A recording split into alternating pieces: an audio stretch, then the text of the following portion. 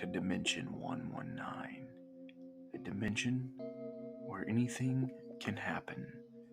Prepare for the strange and unexpected. Enjoy today's episode.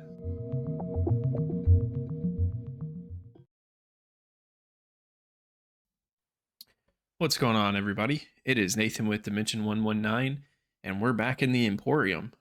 This is Orlunds Magical Mountain Emporium, Season 2, Episode 5, The Lair of Bleached Bones.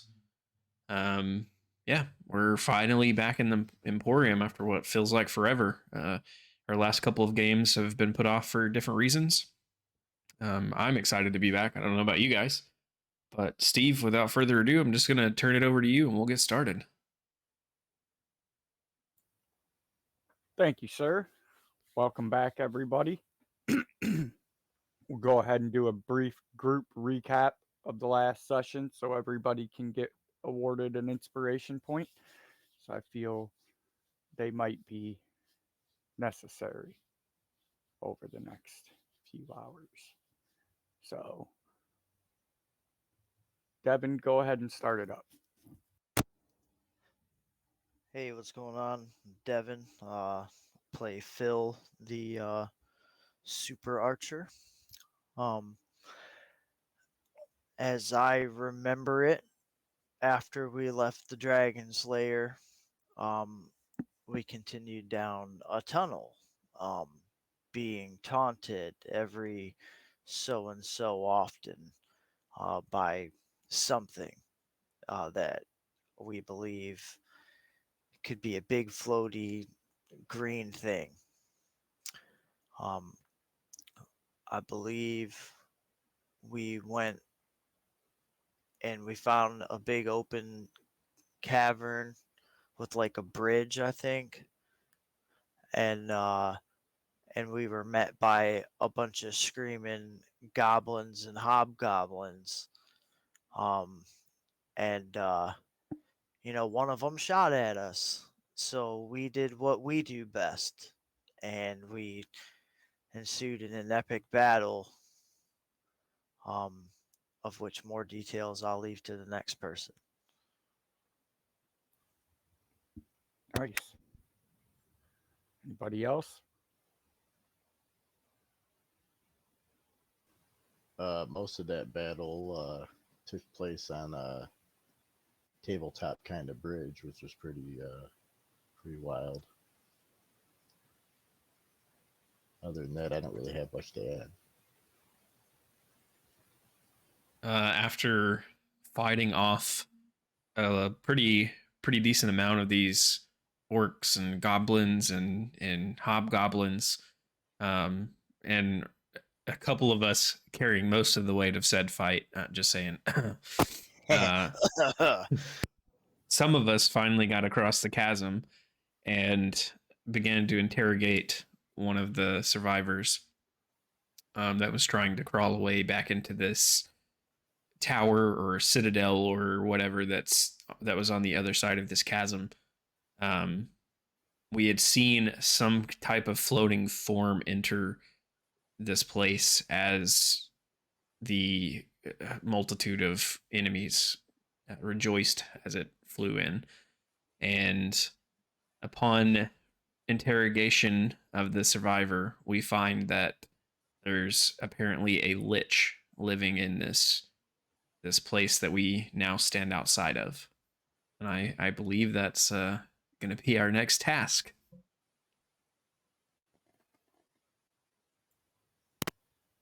Rob, anything you want to add? Unmute. You're muted, bud. I'll be honest, I don't remember much from the last session. Been kind of slacking on show prep. So I'm here to focus on what we got to do now.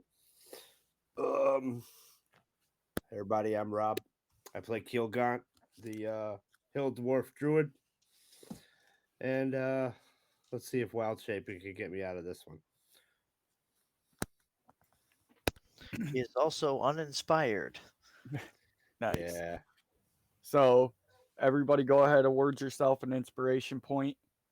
I'll go as far as to elaborate on that and say that you guys not only took out a group of goblins and hobgoblins, but you also took out an orc war chieftain who seemed to somehow be directly linked to this lich that they I remember that. referred to as Master, which you saw come flying into the cavern while you were engaged in battle on the Jade Tabletop Bridge before it collapsed. And you were left off interrogating this lone remaining hobgoblin against the doors of the citadel that's carved into the side of the cavern when you heard the maniacal laughter of the lich echo through the chamber, causing the tunnel that you exited from into this room across the chasm to collapse. And as the sound of shifting rock and peal of almost screeching laughter slowly fades, you can hear what sounds like at first a dull rumble somewhere deep in the stones around you. And after a few seconds, you realize it's getting louder. Welcome back.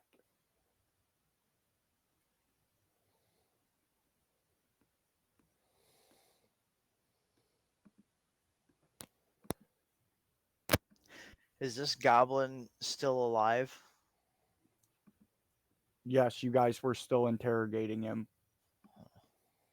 I think Keelgaunt had him up against the wall just a few paces away from the door Okay.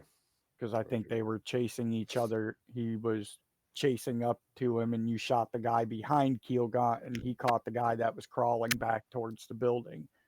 Yeah, I shot a lot of things during this fight. So I'll just be like, all right, did you get your information that you wanted? And I'll kind of look over at Sylvan because I know he usually likes to talk to everybody. And if not, we can. The only way to go is through this door. You can also go east or west down the cavern side that you're on, or create a bridge back to the other side and follow the rift, both directions. You had gone to the west while you were raining arrows into the goblins and orcs.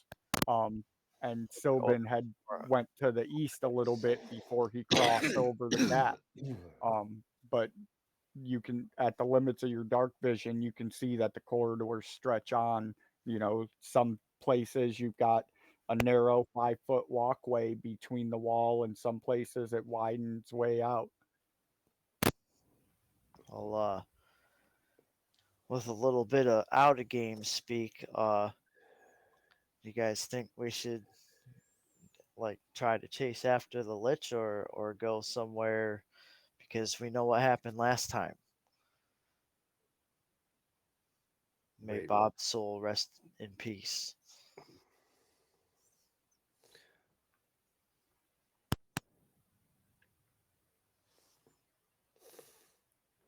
Are we prepared to pursue a lich?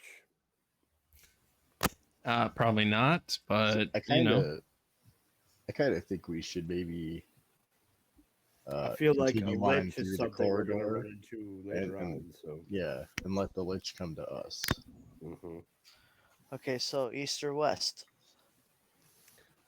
Which way have we been heading this whole time? It's a good You question. guys were traveling south to north when you came upon this large cavern that you're in. And then as you crossed over it on the north side of this giant rift in the stone is this citadel built into the wall. You could go east along this side of the cleft or west along this side of the cleft, or you could cross back over and try to traverse one of those two sides. Keep in mind too that a citadel is the perfect place to hide the hourglass item that we need to leave the Doshgarn level. Gosh darn it. Yeah, I think we might have to enter the Citadel. Enter the dragon.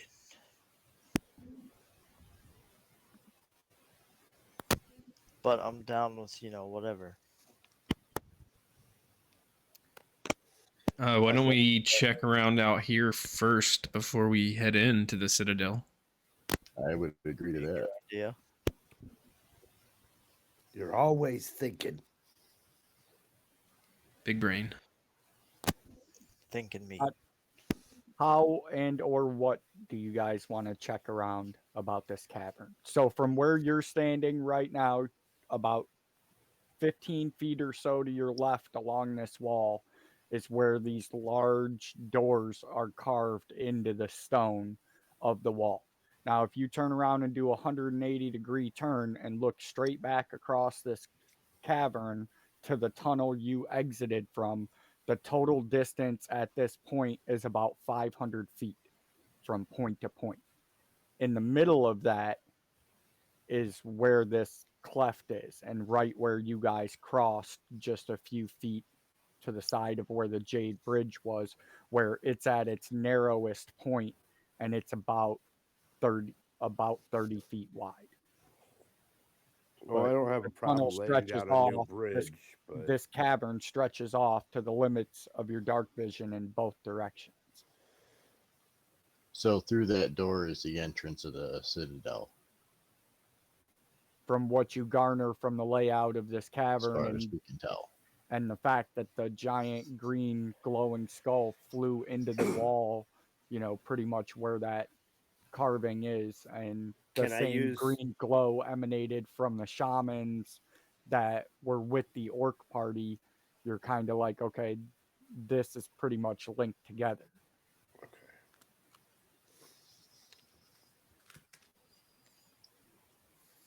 You guys want to do just like general perception, or do you guys have some specific things you want to investigate? Sylvan wants to just kind of like walk along the outside wall, and just see if he notices anything that stands out or anything that might be of note. I'm going to kind of walk along the wall and like trace my hand on the doors and stuff. I'm going to use my stone cunning to double my proficiency for a history check. Related to the origin of like the stonework and the doors, just to confirm, you know. If anybody's got detect magic, this might be a good time. But yeah, I'm gonna make a history check.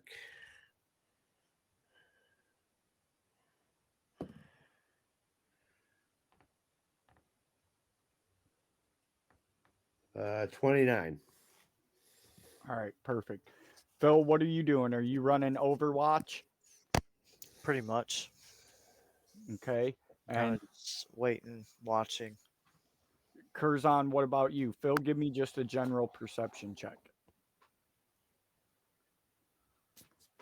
I think I'm going to cast Detect Magic on the door.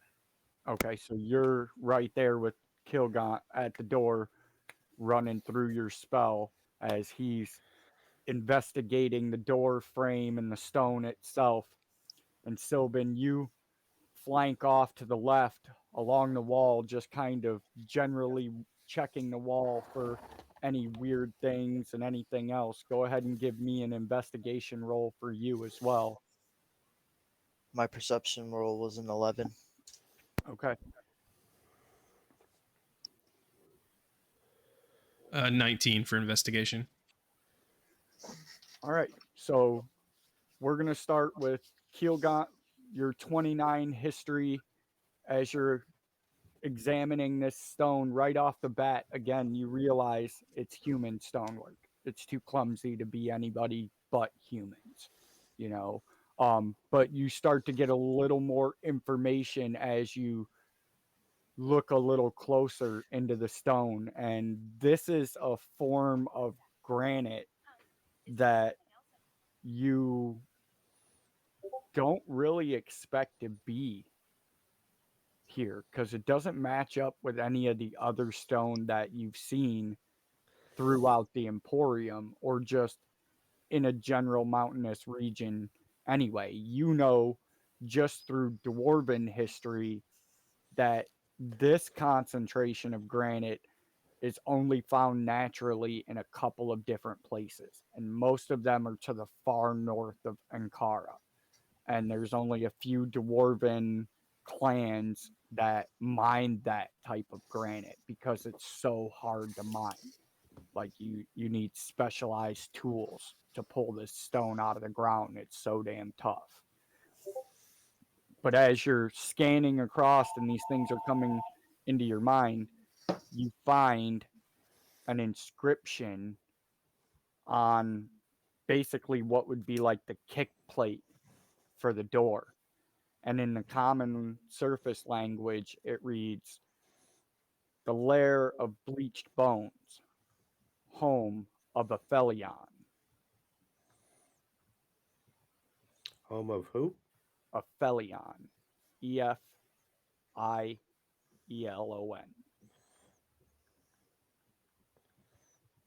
Am I familiar with Aphelion?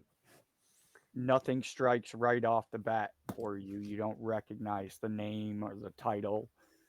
It could be a clan name for all you know. You don't really Can I throw out a religion socialize check? with too many humans to know too much about it. Okay. You can try a religion check. At that point, we're gonna move to Sylvan.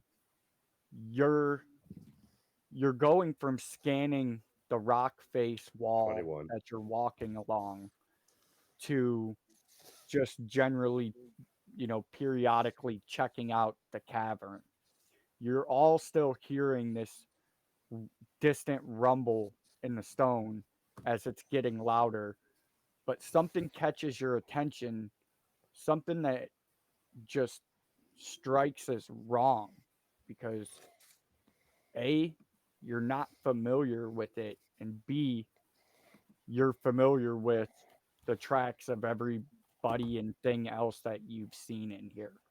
So it just immediately stands out as wrong. And you see coming basically from about 15 feet further in front of you, coming out from the wall itself, are tracks of these three-toed, sharp clawed creatures, and there's a lot of them, and they come out and go out into the middle of the floor and then start to come back up.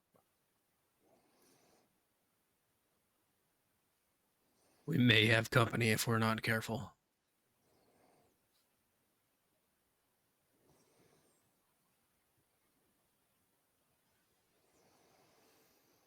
Phil, you're feeling this rumble in the stone as well, and your perception is picking up on the fact that it's getting louder, which you start to put two and two together and realize that whatever it is getting closer.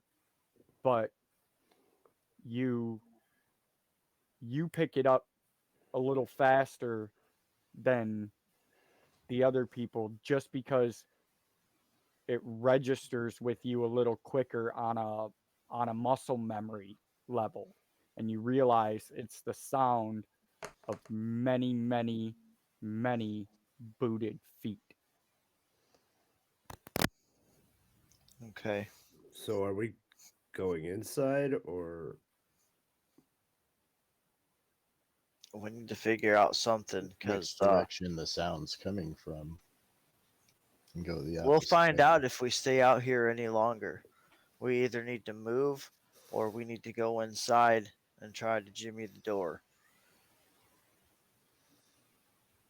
It's We my don't see any professional- other like places to take shelter other than down the I mean, pit, I can across the throw up- cavern. I can throw up a wall if that's, until we decide what we want to do. That's simple, but I mean, What I'm talking about is like to hunker down and hide and see what's happening. And we can throw up a wall, but it's just going to be a random wall in the middle of the cavern. Yeah, it's not really gonna do much. Can we Kurthon, create some kind of camouflage? your spell finalizes with the last crackle of divine energy that flows through you. And your vision shifts from the normal spectrum into this magic viewing spectrum that you've, I won't say become accustomed to, but are familiar with through your devotions and your studies. And immediately, right off the bat, the citadel lights up in your vision in a green glow that covers every square inch of the stone. And as you turn your head left to right, looking, you see that the rest of the stone surrounding it all glows with that same dull blue of the Emporium's walls and corridors that you've become familiar with.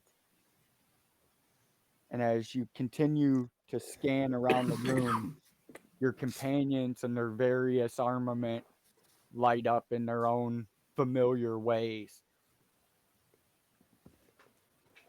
But a distant light to the east grabs your attention as a pinprick of golden light is somewhere out in the distance to the east of you.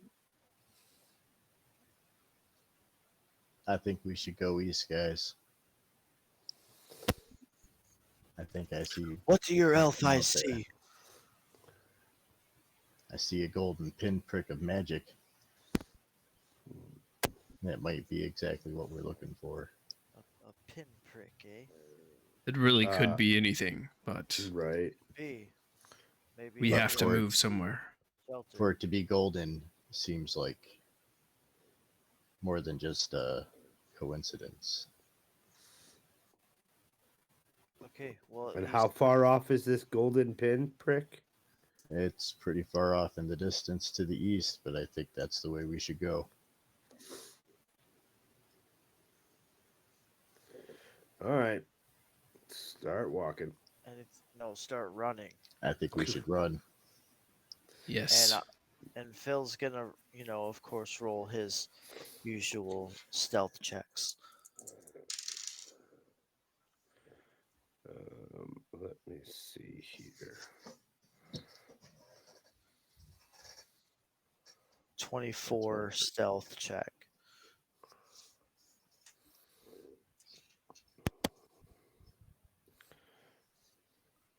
So you guys are in agreement.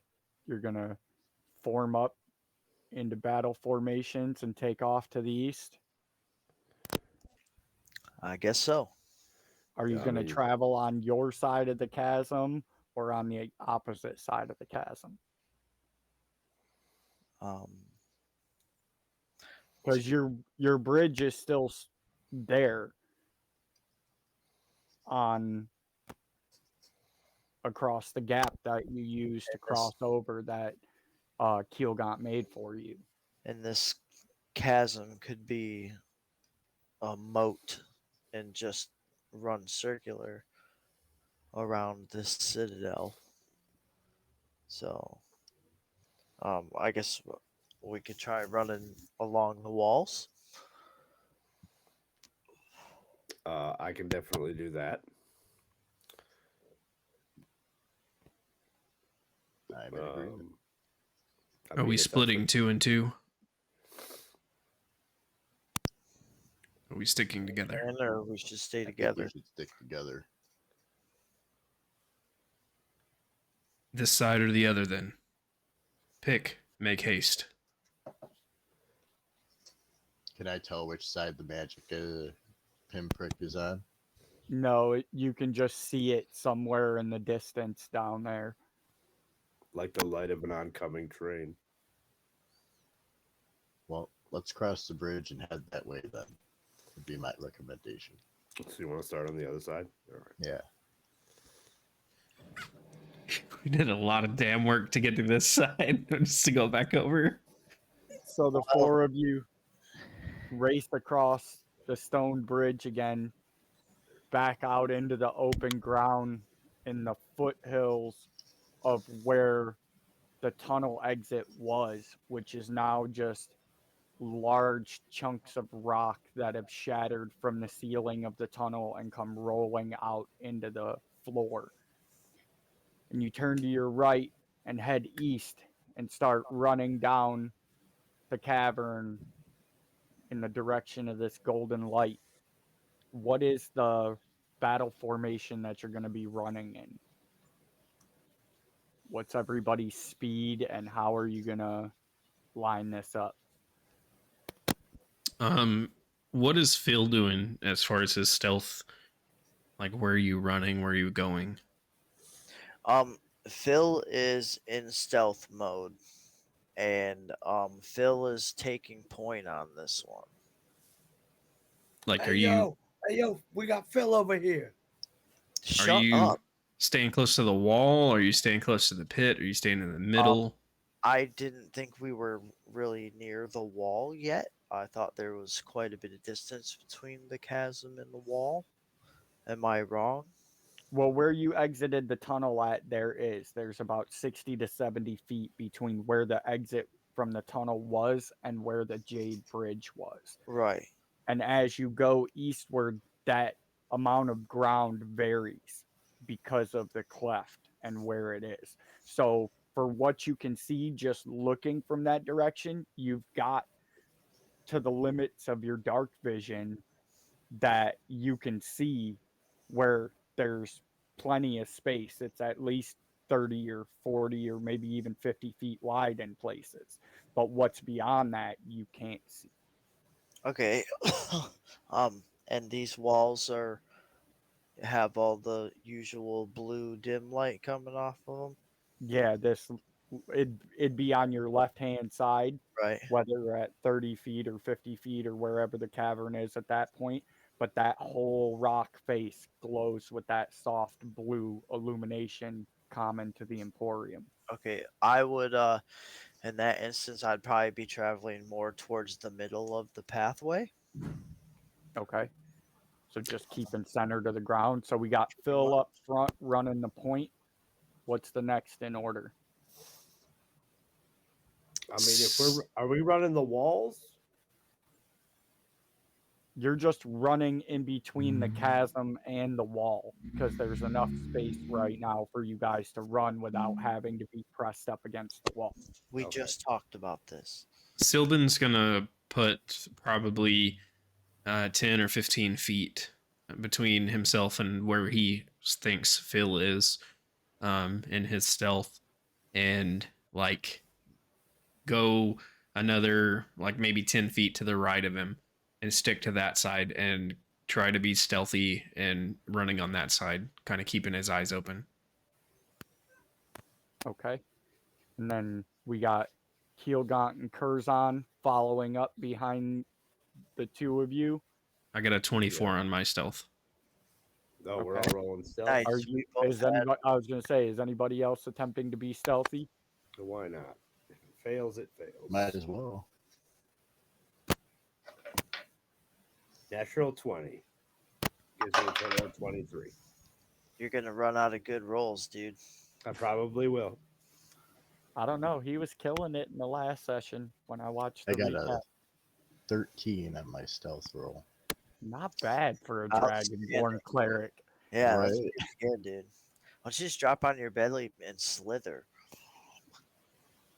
I'm slithery little snake.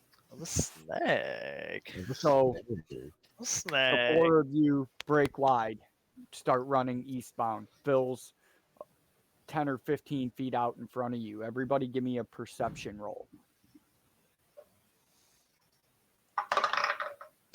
17. That's a natty 26. 20 for 24 total. Woo! I got a 24 dirty. Keelgaunt. 26. I thought you heard me. So- My bad. All of you hear the rumbling get louder, but what immediately draws your attention is the ear-piercing shriek that emanates from the other side of the chasm, We picked the wrong side. basically coming from the wall, which Sylvan you immediately recognize as the point where you saw these odd three-toed tracks. And these creatures come racing out of what you now realize is an illusionary wall in a pack of about 30, 35 of them. It's hard to make a head count as they're coming out very quickly. And you see them all stand up on these two legs and look around, and these long reptilian faces with bloody red fangs lining their jaws open up as they inhale air, trying to pick up your scent. You all actually made great stealth checks, so none of them visibly see you at this point, but I need to look up real quick what the range on how they can scent track you is. Remember, disadvantage to opposed stealth checks for me, sir.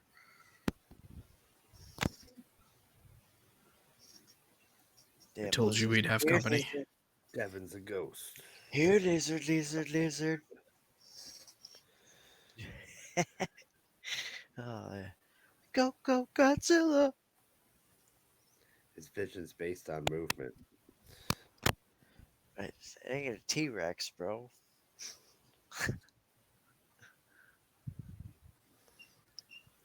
Everybody else is running, and Killgun just stops and freezes. Exactly. I just Mario down. Why don't you just turn into an iguana and go talk to him? Yeah. The problem is you're a dwarf. They probably smell you from a mile away. Oh God, I know. Not that we smell any better right now. It's been a while since we had a bath. I don't know. Didn't I'm an we elf. get I wet? sweat perfume. Shit, roses, I guess. You know what else would draw attention? A golfer with an arm growing out of his ass.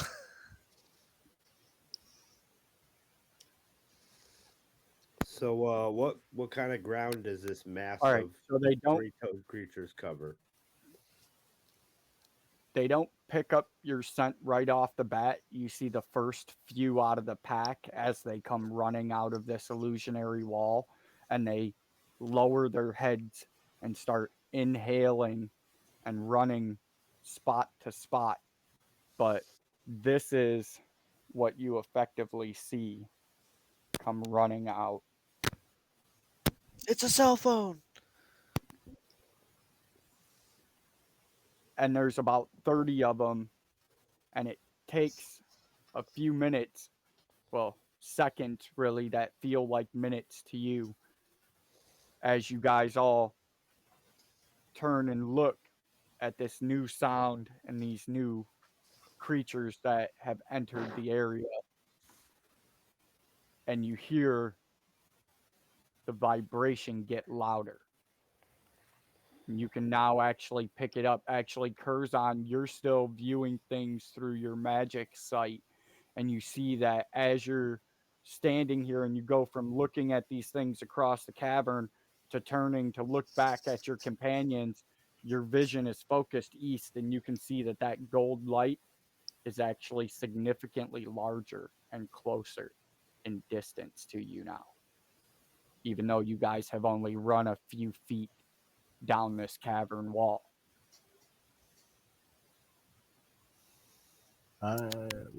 I'll relay that information to the rest of the party so that they know. Time for that wall, buddy. I to mean, block what? off us from the wall to the chasm there. Well, and I was just keep thinking of running. I was just thinking casting fear, and just send them running. Are Well, they I on mean, the they're other not side of the upon chasm? us yet. Oh, they're on the other side, aren't they? Ha! I mean, we may I'll- not have to worry about them at the moment, Right. other than just kind of keep an eye on them. Yeah. What's the distance between the two sides? Between you and them right now, or Yeah. the distance of the The distance of the chasm. crack itself? Where you're at directly, it's about 30 feet Okay, from your side to the other side. for sure. Well, gee, Sylvan looks to Kilgaunt and says, "Ready that wall. If they begin to jump the chasm, place it in front of them." For sure. Yep. All backboard, baby. You know, it's only a 10 by 10 foot. The wall's made of 10 by 10 foot panels, right? It's As only long six- as they can't jump over it, they will fall in the chasm. For sure. For sure. Well, 30 feet, they'd be on their way down anyway, so. Well, the wall. My range on the wall of stone is 120 feet. My range on fear is only a 30-foot cone.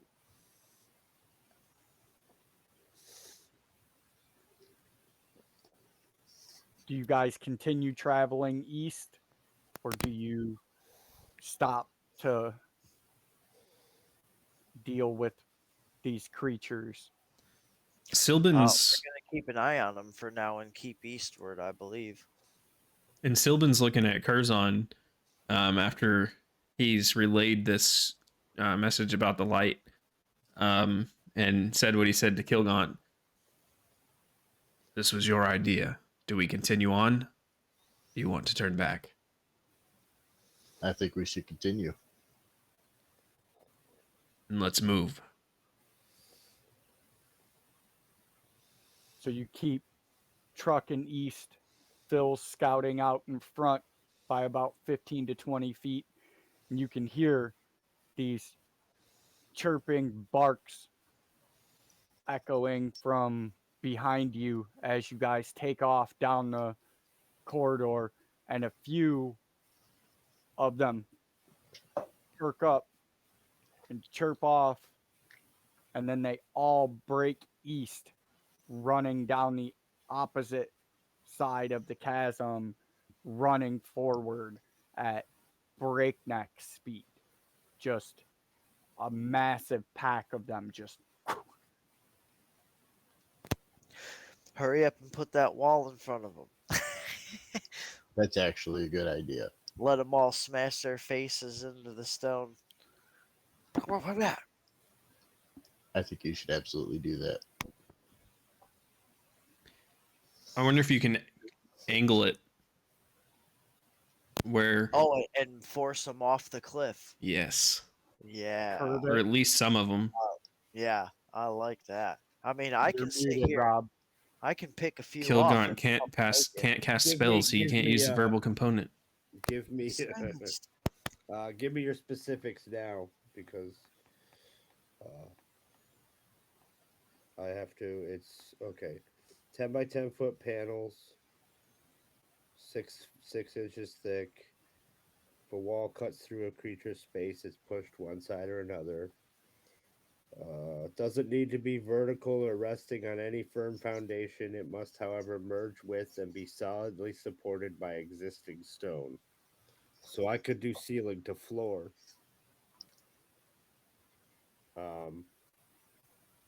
Let's see here. I don't want that. If you span a greater than 20 feet in length, you must half the size of each panel to create supports. I say just put a wall that's like 20 feet and have it angled 20 feet long, 10 feet high, and have it angled like towards the chasm. That way, where they're Probably running, see if you can push some of them Anchored off. to the wall and pointed on a diagonal out towards the cleft. That For sure. See if you can get some Yes. of those, that beginning line just to hit that wall and run off the edge, maybe. Or be Alright. pushed by what's behind them. Yeah. Yep, that's exactly what I'm going to do. Everything y'all just said. Well, get on it. What's the casting time on that? One action? One action, yeah.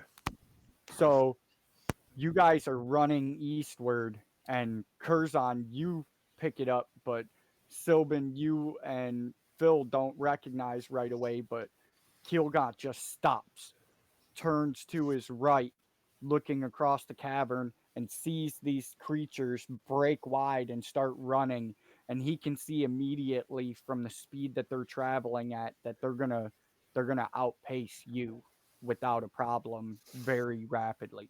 So he throws his hands in a few mystic passes, and creeping out from the wall across the cavern and about 40 feet out in front of you, you see what appear to be at first like vines, but they're actually fingers of stone that grow out and start to look like a lattice and then thicken and fill in all the gaps. And almost before you fully recognize it, you see this 10-foot tall, 20-foot long stone wall that just emanates from the cavern wall and stretches out towards the cleft in the center of the room.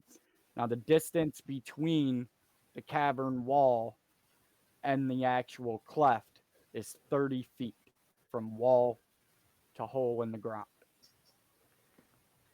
And these things are running so fast that they're going to get one perception check for the pack at disadvantage because of the speed they're traveling at to try to understand what this thing is that just popped up within a few feet of them.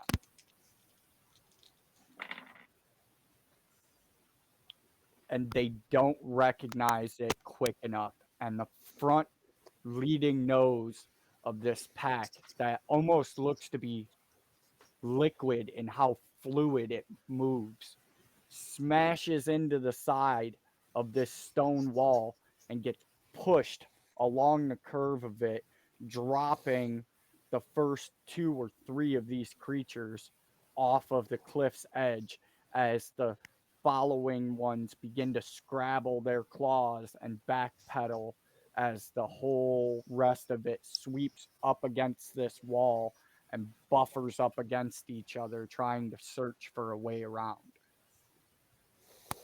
If we need to move, now's the best time.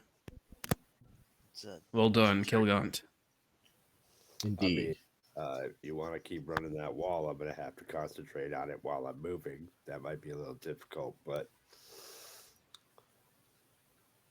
We have to move one way or the other. Spell. all right. Well, let's move. I will. I'll have to dispel the wall, but Phil, you're the furthest east. Give me a perception check with advantage. So glad you said advantage. That's a 18. So, as you see this pack smash into him and you hear the crash and the scrabble on the stone and everything, you hear the first sound other than this rumbling that you've recognized as booted feet. And it calls out in a slightly higher pitched voice in common, but there's a gruffness to it, a gravel to it. And you hear, "Form up, you worthless bags."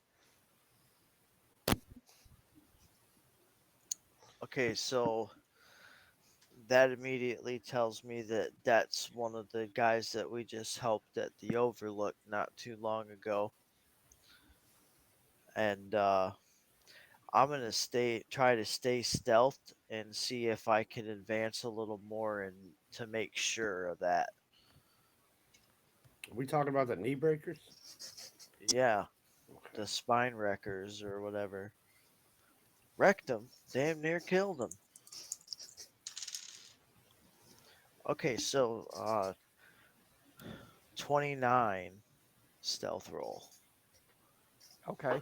You're nice and hidden. You actually jet off to the side and follow along the wall, basically like wall crawling and Yeah, walking at the same time, trying to stay low to the ground to create a lower profile. Give me a perception roll. Perception roll is 21. So you run forward and you grab a spot and you look out around this jut of stone, and you can actually see it now too. There's actually a gold light that's probably just out of range for you to make out serious detail on it, but you can see that it's emanating from this mace that is being carried by this dwarf that's walking in the dead center of a pack of about 7 either dwarves or gnomes or halflings or something you can't really tell at this distance, all wearing various forms of banded splint mail and plate mail. And do I see? Do any of them look familiar from the gentle dwarves we met at the Overlook, or do I have any reason to? You recognize a few of them, especially the one carrying the mace, as being that group, but there appears to be a significant amount of them missing. Because from what you're looking at here, this would only constitute probably a third of the knee breaker brigade that you saw at the Overlook. But you do think that this dwarf that's leading the rest of them with this mace looks familiar. Okay, so I'm going to double back. And as I approach, out of habit, I'm gonna flash to them in drow sign that we have friends coming around the corner. We need to move. And then I'm gonna realize that nobody's responding to me, and I'm gonna say, "Damn it!" under my breath, and I'm gonna run up, and I'm gonna come up to Sylvan because I think he's gonna be the closest one to me, and I'm gonna say, "Hey, knee breakers to the east. We need to go meet up with them." Ah, yes. It's nice to hear that there's friendlies here. Also, when we get to the Overlook, you might want to have your hand looked at. It's spasming again.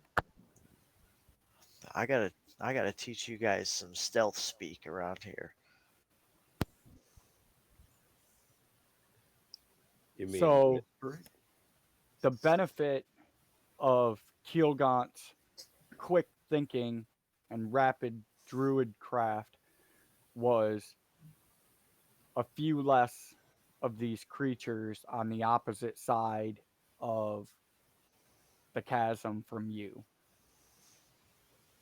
The negative effect, unforeseen in the casting of it, was the fact that all of them are now pointed directly across the chasm and have picked up on where you're located at. And they begin barking out these loud, piercing screams and chirps in communication with each other. And they begin filtering past the wall and running eastward.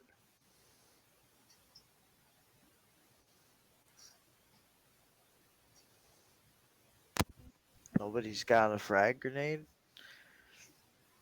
That would come in handy right now. The holy grenade. I'm sure somebody's got something like that. How far away are they where they're at the edge of the wall before they begin running?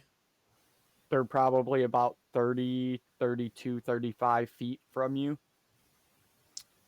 Would I be able from to... the opposite side of the crack, and you're probably 5 to 10 feet in from there. Does that I cover assume the you're whole not mass running of them? along the edge of the crack, you know? Does 30 feet cover the whole mass of them? Or there's some further back than ours? Are they walking in Well, most of them ran up into the back of the wall, and that's what Right. caused the first couple to press off of the side. And now they're finding that there's a little bit of space, and they're filtering past as they're chirping and squawking to each other. Would I be able to cast a spell in that little 10-foot area as they begin to filter through? That depends on the spell and your specifics of it, that specific 10-foot area from you would be 50 feet from you. If you were like trying to center it right in that spot where his wall stops between it and the chasm, Yeah, I've got a that would be 60-foot 50 feet range on from it. Okay.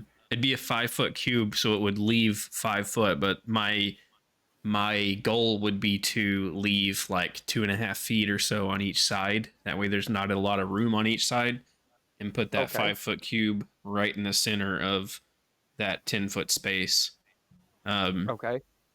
It's probably not going to do terribly much, but I want to cast Cloud of Daggers in that spot and just concentrate on it as some of these creatures move through and see if we can't get some damage on them already. Okay. So Sylvan breaks into this flowy gesture, speaking in a foreign tongue to most of you. And across the way, you see a flash of silver as these shards of metal materialize in this 5-foot square. And he begins to spin them around in a small vortex, and a cloud of white gas and bright shards of silver metal flows around in a circle. A few of these creatures had already begun to travel past this point and aren't affected by it, but probably the fifth or sixth in line would be the first one hit by it. There were between 30 and 40 of these creatures to begin with. 3 of them fell off the cliff face. 5 of them just got by you, and the 6th is a start. So you'd have about 18 of them that would come into contact with this cube as they all charge through this space running east at full tilt. So what are the effects of your cloud of daggers? Do they need to do anything? Fill the air with damage with spinning daggers, cube 5 foot on each side. Creature takes 4d4 slashing damage when it enters the spell's area for the first time on a turn or starts its turn there. I So you'll rolled. get all 18 of them with whatever your damage is, because they're all going to start their turn running directly through it. I rolled 12 on that, so it's 12 damage, I guess, to each. And you see these shards of silver metal flash as these things start running, and you can see that within a few heartbeats, all these shards of metal aren't silver anymore. They're tinted with like a red haze to them. And you can hear these things as they are hit as they run through the crowd. And all except about 4 of them make it through and out the other side. And randomly in that group of 18, about 4 of them you see as they're running through just get hit enough times to drop them down to the ground, and the rest of the pack just runs over top of them, exiting the cloud. That's and 4 or heading less. Let's press forward and meet our friends. Agreed. As long as we can keep thinning their ranks.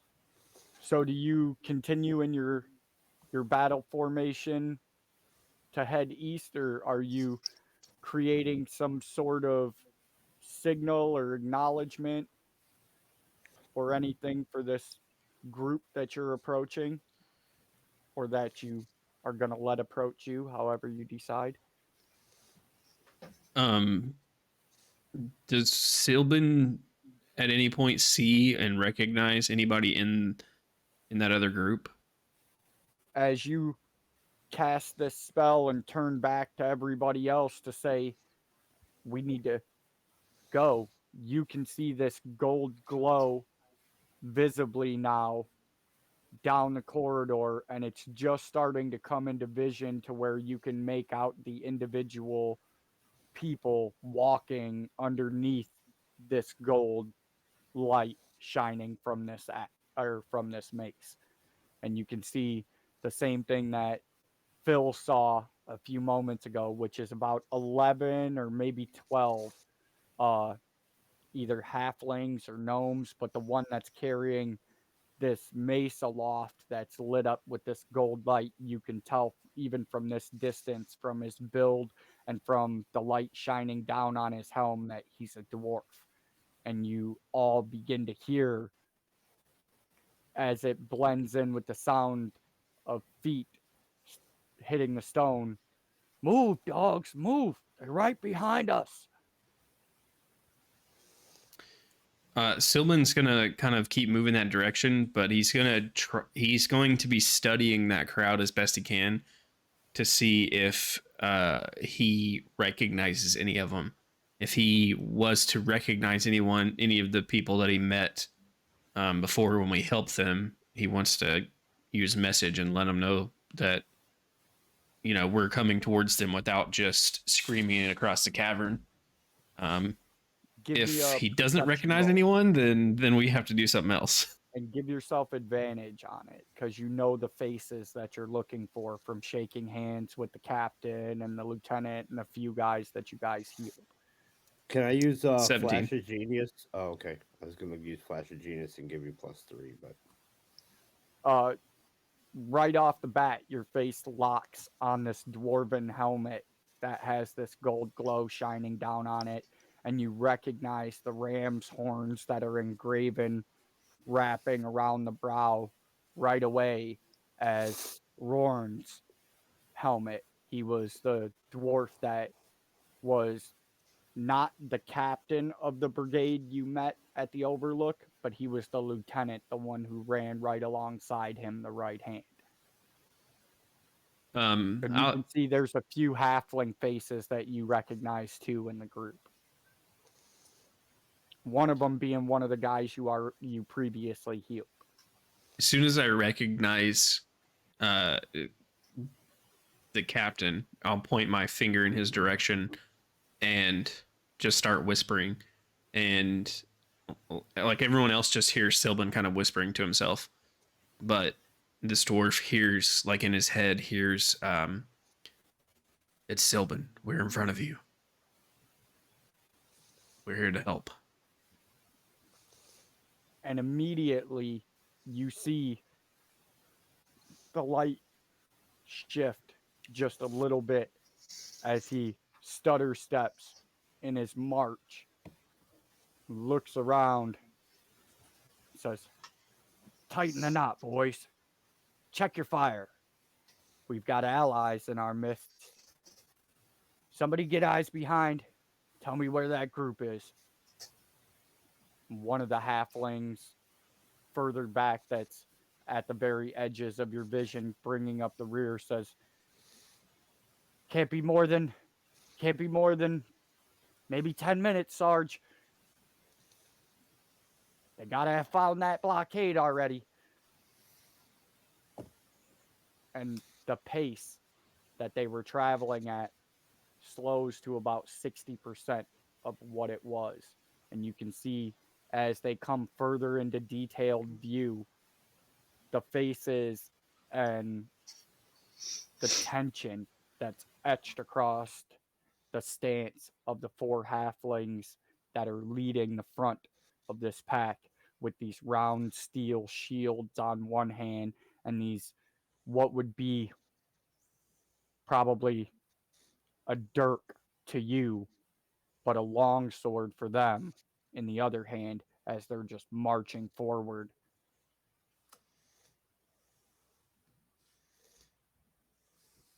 Sylvan just messages again, same guy, and just says, "We're approaching from the front," and then turns to everyone else or whoever's closest to him of our group. They know we're coming. Let them know who we are. They seem to need help.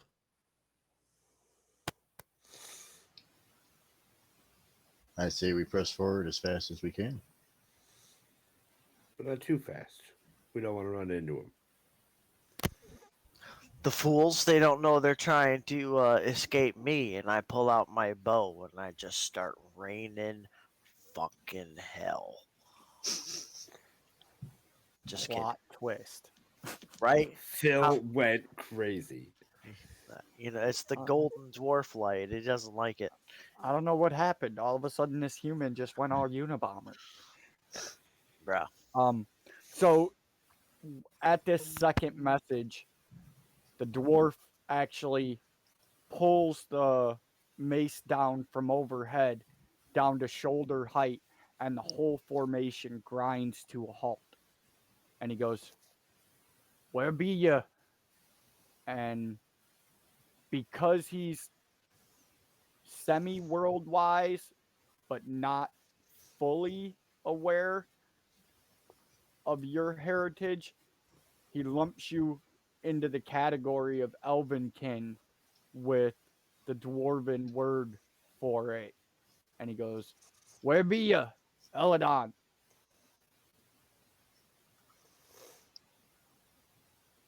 And I guess I'll tell them where we're at, however kind of far away we are.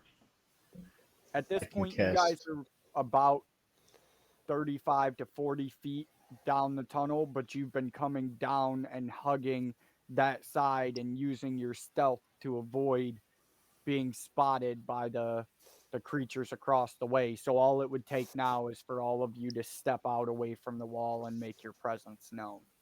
Sylvan will step out then. And the light shines out a little brighter, and he visibly sighs. "How the hell did you come to be here?" As the group makes its way forward, the front of this little phalanx opens up and turns around and begins facing eastward as the rear guard comes up and becomes a front of a semicircled wall facing eastward with their weapons at the ready. And the lieutenant and the halfling that you healed previously actually walk right up into the midst of your group and extend these gauntleted, mailed, smaller versions of hands in greeting. And he says, "How the hell did you come to be here?"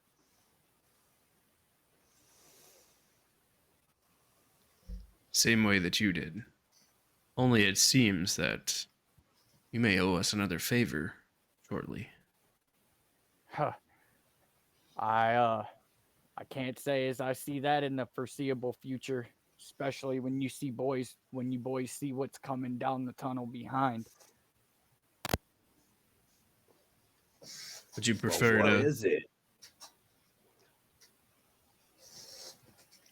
And he turns and looks at you and he goes, "Cousin, you wouldn't believe me if I told you." And the halfling that you healed previously says, "Undead. So many undead." We can. So how did you get away?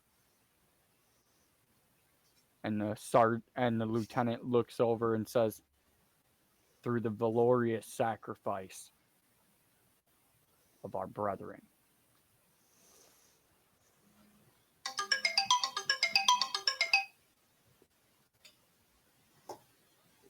Excuse me, I need to get that. Make it snappy. It's long distance. We can face the undead. Or you can come with us and you can help us deal with our problems. We have a lich to face. Yes, more undead. He says, "Well, that would kind of lead to the fact of what we saw." And as he goes to speak again, the front of this semicircle that's facing eastward calls out, "Captain, they're here." And three of these halflings that are standing behind the front rank draw back on these little horned short bows and release shafts down the tunnel to the east. And you hear the meaty thud and grunt as you also begin to see the front edge of this wall to crack wide pack of zombies that are just milling forward down this tunnel. Cast fireball. Put up another wall. Yeah, that's what I was thinking. I mean, I was also thinking maybe a blade barrier. Think the fireball is dead. Or at least the one that Yeah, cast it. we don't fireball, but we do. I can throw up another wall. I mean, Don't talk about it. Be about it. okay. Well, this is what I'm going to do. I am going to. How far from us are they? At this point, they're probably about maybe 110, 115 feet coming into the light range of this light that's emanating from the mace, and you can see the few of them that are pressed up against the stone wall from the blue glow of the Emporium stone. Okay, so Hold on your wall. And Sylvan looks at Curzon. You're a cleric, correct? Correct. Can't you do anything about undead? Turn undead. Perhaps.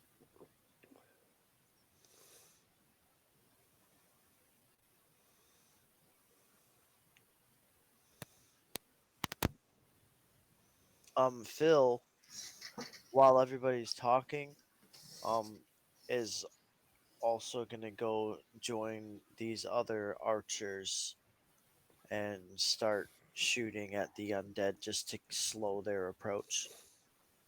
Give me a perception roll, Phil.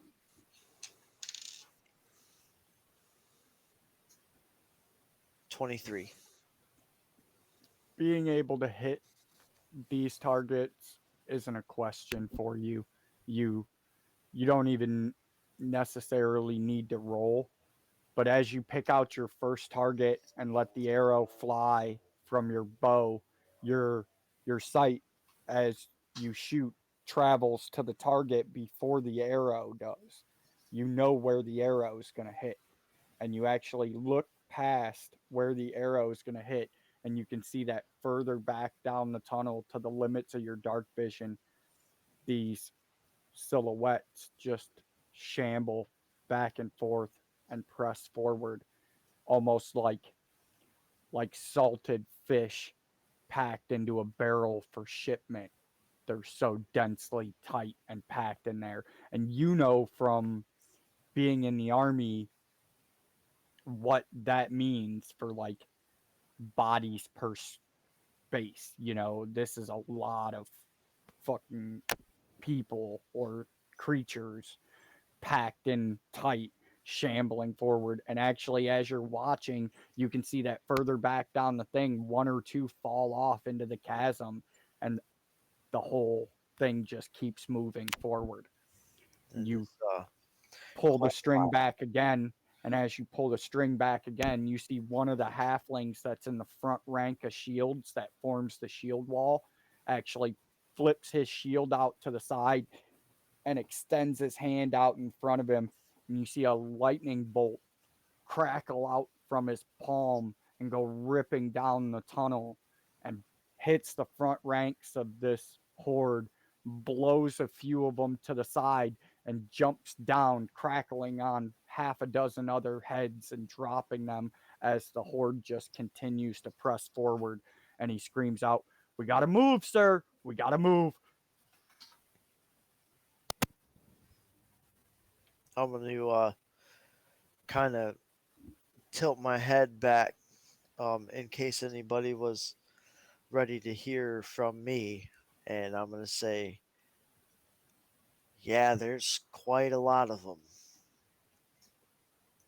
And I'm just going to keep firing, trying to cover the guys moving back up. And you fall right into that muscle memory, and it's actually much nicer for you now than it was in your previous experience in the army, because every one of your allies is below standard bow height for you. So you're not even having to adjust to shoot over anybody's shoulder or anything. You're just literally just raking the string back and letting You just see a bunch of shots fly. tracers going down the dark hallway. Exactly. And they're just disappearing into this mass. And you know they're striking and dropping at least one, possibly a second if the shot's good. Yeah. But it doesn't seem to be thinning in any way, shape, or form. And right as you say, you know, if anybody's really concerned, yes, there is a lot of them coming. And you move to the next position behind this shield bearing halfling and you fire a couple of rapid shots over top of him. You hear the dwarf say to Sylvan, yeah, our last count before our rear guard action was over 5,000 killed and more coming. So as much as I say I don't want to help you with your problem, looks like it's going to be all of our problem unless you know another way out of here.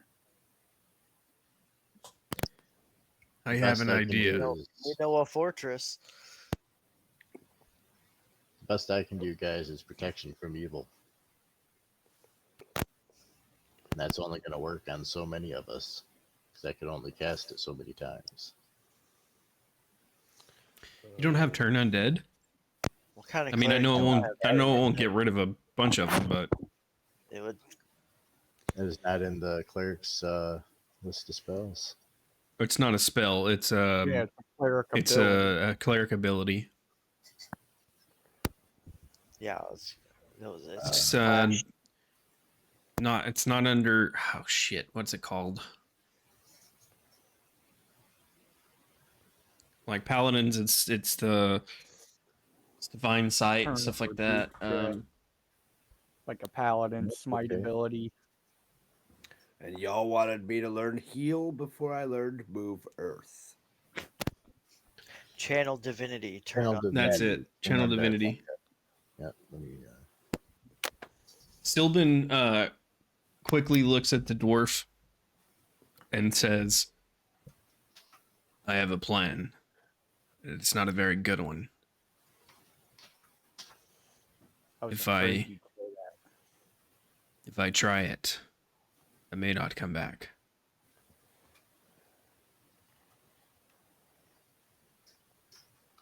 What are you talking about, lad?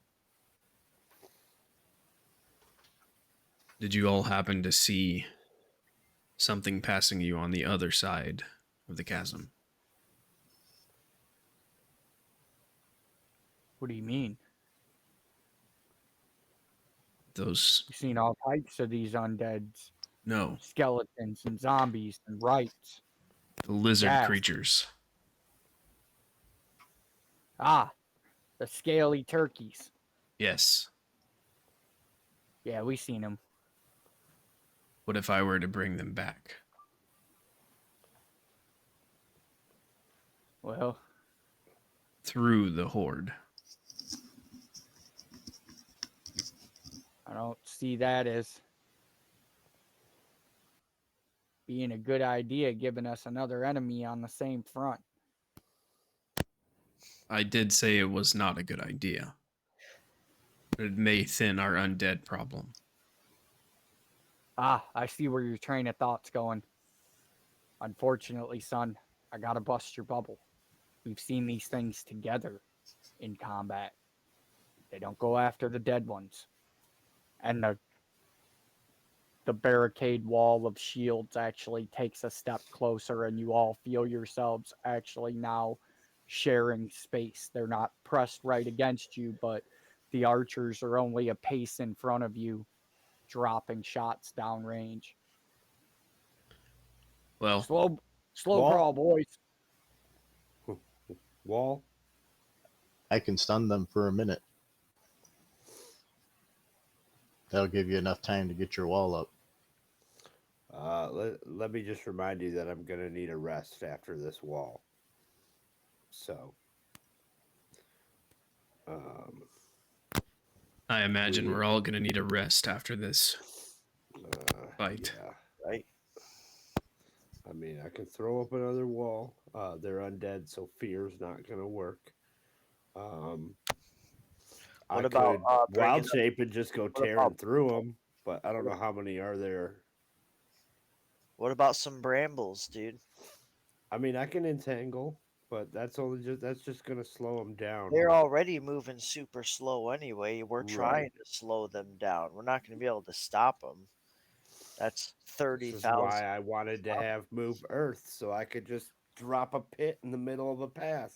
boomers. Phil, you recognize it from your perception check up front. This is in rough estimate, just off your sight that you've seen up to this point.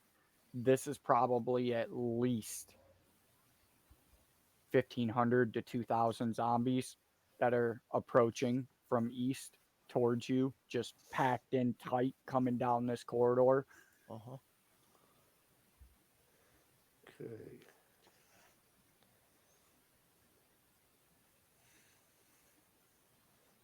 We're not But going to. The wall's not gonna stay up long. We need No, to the know what to do. entanglement would stay up longer, wouldn't it? And I mean, they're No. already moving slow. Entanglement is 1 minute, and the wall is up to 10 minutes if I'm concentrating. Oh, okay. The entanglement only really works if someone is standing in it when I cast the spell, and then they get Well, the front stuck. couple hundred would be in it, and it would reduce their movement speed. Not like they're not going slow enough already, but it would definitely be an option to I give mean, them it's only a 20-foot square. the frickin' path is only 30 foot wide. Yeah, but once again, they could do what the other things did with the wall and filter around. All of a We- sudden, But I could light also arrow cast of Blade light. Barrier, and then that I can cast a 5-foot thick, 20-foot high wall So are that's we like just 100 stack- feet long.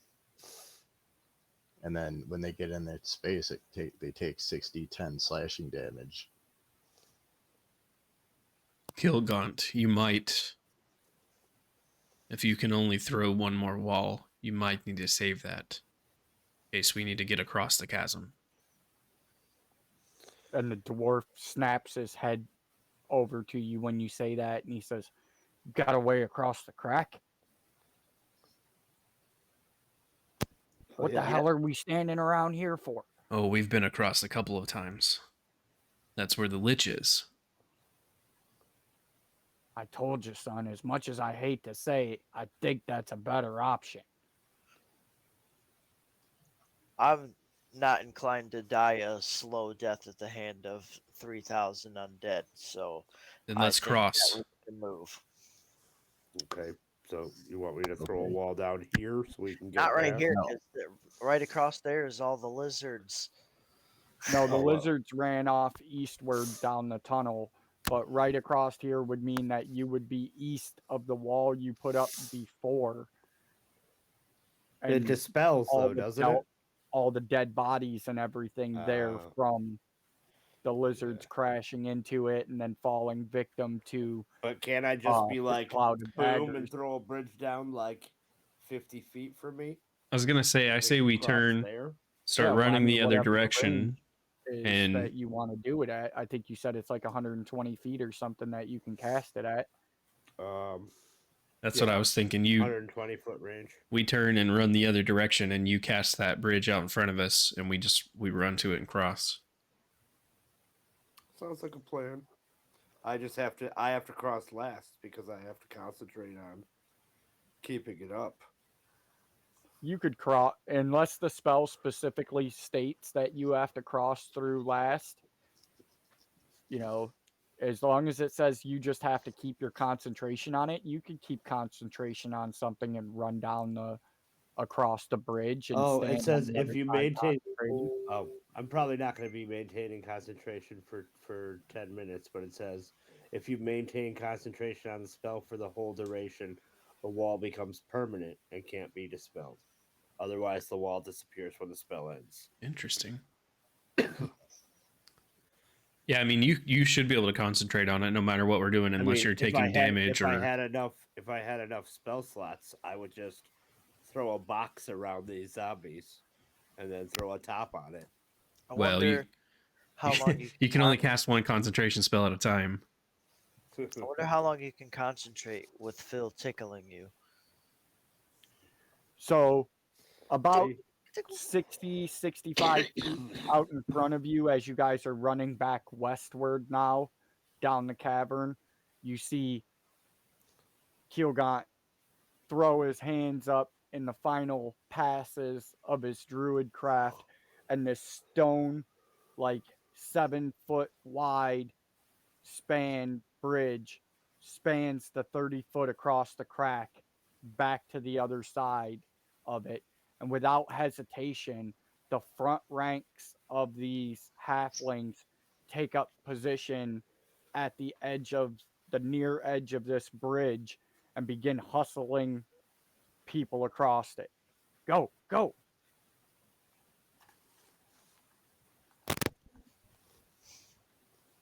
The dwarf and probably 5 or 6 halflings immediately go rushing across this stone bridge to the other side. Sylvan will cross with the dwarf. And everybody gets across with Phil and a few of the archers bringing up the rear, throwing shots back down into the horde. They run across, and Keelgaunt looks back as the last of you guys has crossed and waves his hand in order to dispel the bridge so that way the zombies can't follow you across. And right there, we're going to pause so everybody can go take a bio break and get a drink and anything else that they need to do. And come back here in a few minutes. About Okay, 10 minutes. Sounds good. All right. Alrighty. We'll be back in about 10 minutes, guys.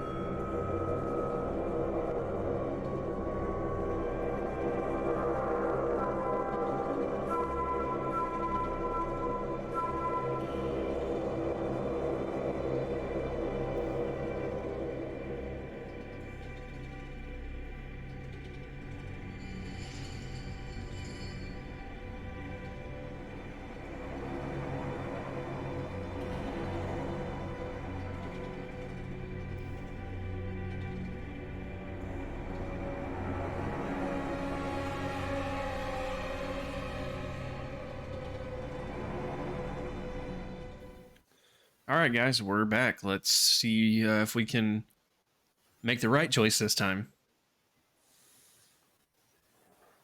So you cross over the crack back to the north side of the cavern. Keelgaunt dispels the bridge behind you, and swiftly the point where you guys crossed becomes flooded with this horde of shambling bodies as they come up to the edge and begin spreading out along the edge of the crack and slowly shuffling westward down the corridor. Strangely enough, toward the spot where the Jade Bridge used to reside. And then they begin milling in a circle all over the ground between the collapsed tunnel and the point where the Jade Bridge used to be. And the dwarf who's closest to you, Sylvan, says, "We got to keep moving, son. That's not the worst of them to come."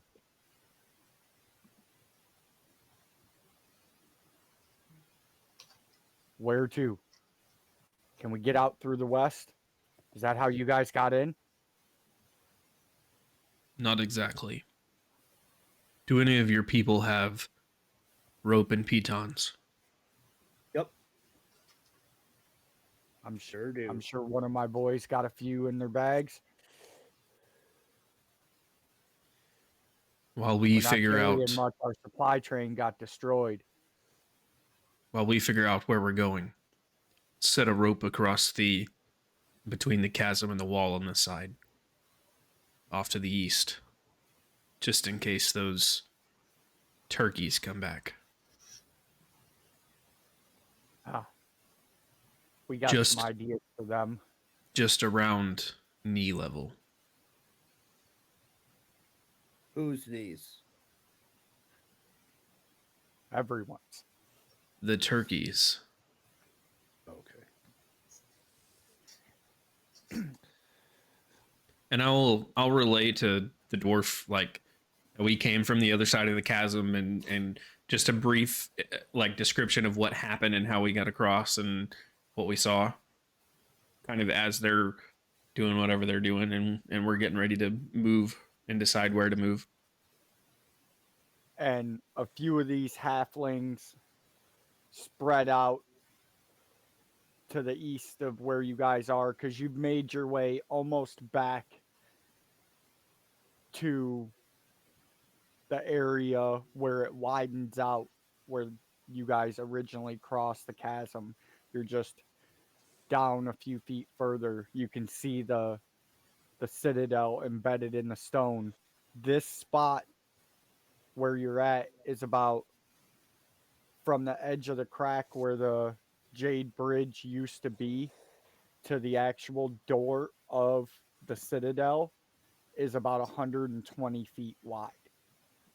And they've gone to where the tunnel begins to narrow to where it's about 30 feet wide, and about a half a dozen of these halflings have started pulling things out of their pack and arranging things, and you see a few of them pull out their light maces and hammer a thing down into the ground, and one over here hammering a thing into the wall, and they start passing things back and forth to each other. And he says, "It's quite the tale, lad." And he gives you the brief rundown of how they came to be here. And he says, "We left the Overlook, traveled through the corridors until we found ourselves at an underground river. And after some augury spells by our cleric, we found out that it was a freshwater river and it was safe to drink. So we watered the mounts, their war dogs, and filled all the skins, got ready to travel again when the first wave of the horde came into contact with us. We didn't figure it for much. Undead in a place like this seems fitting. But they didn't stop. For 13 days, my men have run with not more than an hour's sleep and a quick break of fast every day and a half to 2 days since we left the Overlook. They're dogged. Even when we think we've lost them in tunnels, they find us again. These are nothing. If it was just these, I'd say let's make a stand of it. Any one of us is worth 1,000 of those wretches. But they're led by this big black bastard, coal black armor, a halberd the size of a storm giant's leg bone, and eyes as deadly green as I've ever seen. And they keep finding us. They keep tracking us somehow. Maybe it's the warmth in our blood. But we lost a few here and there in skirmishes. Finally, the captain asked for volunteers to make a stand. And about a third of the boys were chosen. Everybody's hand went up. You know it as well as I do. But about a third of the boys were chosen. We set ambush points with almost everything we had. Prepped the ground, set up the area, scouted the surround. Everything was perfect. They came walking into it like a calf in heat to a bullpen. We laid waste to them by the thousands.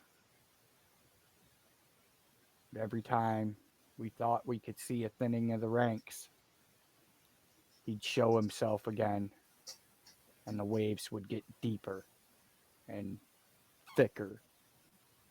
And it just became a war of attrition that we couldn't win. So we've been fighting on the run ever since. That was 4 days ago.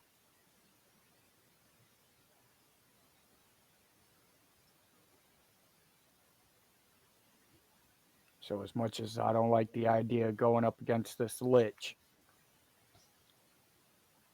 I don't see much of a way around it. Sylvan's quiet for a moment. Yours isn't the first story that we've heard that being overwhelmed by large creatures or hordes of creatures. One story in particular stands out in my mind. I've heard since I've been here. There's no time for that story now. Or it feels as if some benevolent being is pushing us towards this lich.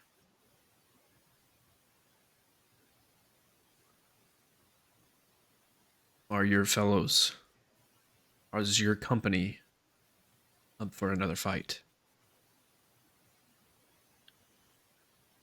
Down to the last. And it's right around this time that the rest of the group that had been preparing the ground come trotting back up. And he looks out over the 11 or so halflings. There's actually 10 halflings, a gnome, and this dwarf. And he looks out over them and he goes, "We're in it deep, boys. Cinch the boots. Anybody check that door? Can we get in?" And he nods his head towards the citadel. Sylvan looks at whoever was looking at the door earlier. I mean,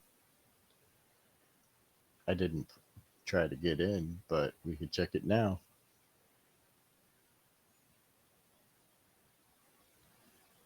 Unless we want to run all the way down the western side. Have See you what been we down face there? there. We have not. And he looks into the group of halflings. Toro, Tragan, Door, Ingot, check the west end. Double time.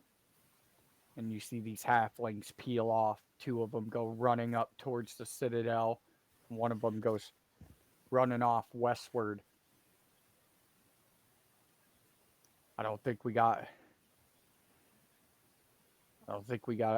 too much we can add other than strength of arm, maybe a few magical aid. But we're fierce fighters, each and every one of us. We're across the chasm now, are we not? Correct. And that bridge is no longer there, correct? Correct. The stalactite in the middle of the gorge is still there, but the jade platform is gone from the top of it. So potentially, we're safe from the zombies at the moment.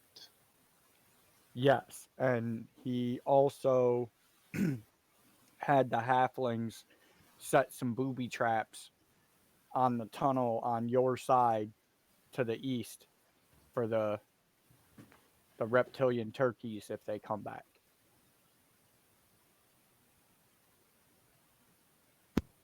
I say we You're a turkey. I say we take a rest until our compatriot gets back from the west end.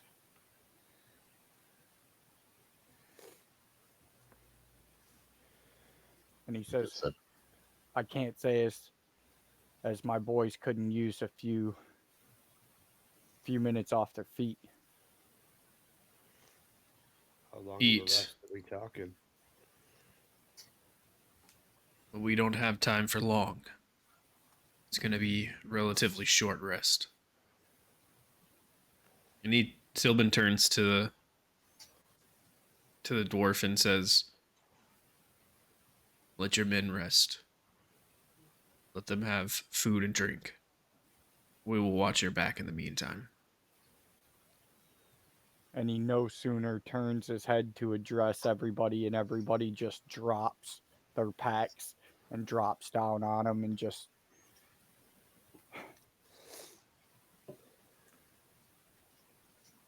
and the dwarf looks at you and he says, come, sit. We don't have much to offer in ways of food, but what we do have, we can share. And all the halflings all start reaching into these canvas bags that they had belted to their backs under their cloaks and pulling out this dried hardtack, passing it around. You see a few of them unbelting water skins that are significantly thin and passing them around.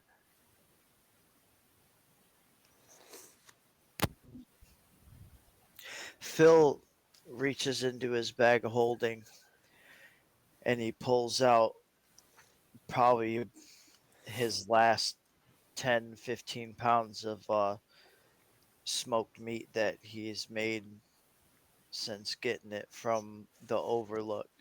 And The leg of venison that you cooked while you were there. yeah, and he grabs a little piece off of it for himself, and he kind of offers it up on whatever they're using for a table for everybody. And with a 21 stealth roll, I just kind of disappear as I go watch our perimeter to where from the direction where the raptors went.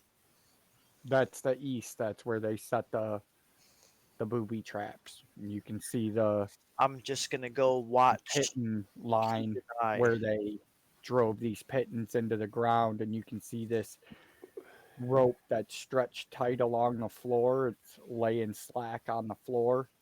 And then it runs up to an anchor point in the wall, and you can see sticking out of this rope at various different angles, about every 6 inches or so, is another caltrop that's braided directly into the rope, and it's runs all the way out to the last 6 or 8 inches from the edge of the pit. And it's just like every foot and a half, there's another pit and drove into the ground that this rope is wove through. That's great. I'm still gonna keep watch in that direction till All right. we're ready to move. You want to give me a perception roll? 11. Everything is quiet and dark out to the limits of your dark vision. I mean, you can look across the cavern and see that there's still hundreds of zombies moving down in the horde down towards this area, and they're just getting thicker and thicker across the cavern, starting to build up and push the front of them further west because the horde's so thick on the other side. So everybody can take the benefits of a short rest. If they get anything from taking a short rest, go right ahead and give yourself the benefits of a short rest, because it's quiet and fairly restful for about 30 minutes, 35, 40 minutes before one of the halflings, actually the gnome that's sitting with the halflings, he's got this piece of venison laid across this piece of hardtack, and he raises it up to his lips to take a bite of it, and he just freezes. And the complexion ashens across his face, and he visibly shivers, and then his gaze refocuses, and he says, "He's back." And you hear this deep baritone voice echo out from the west end of the tunnel as it steps forward into the light of the blue stone of the wall.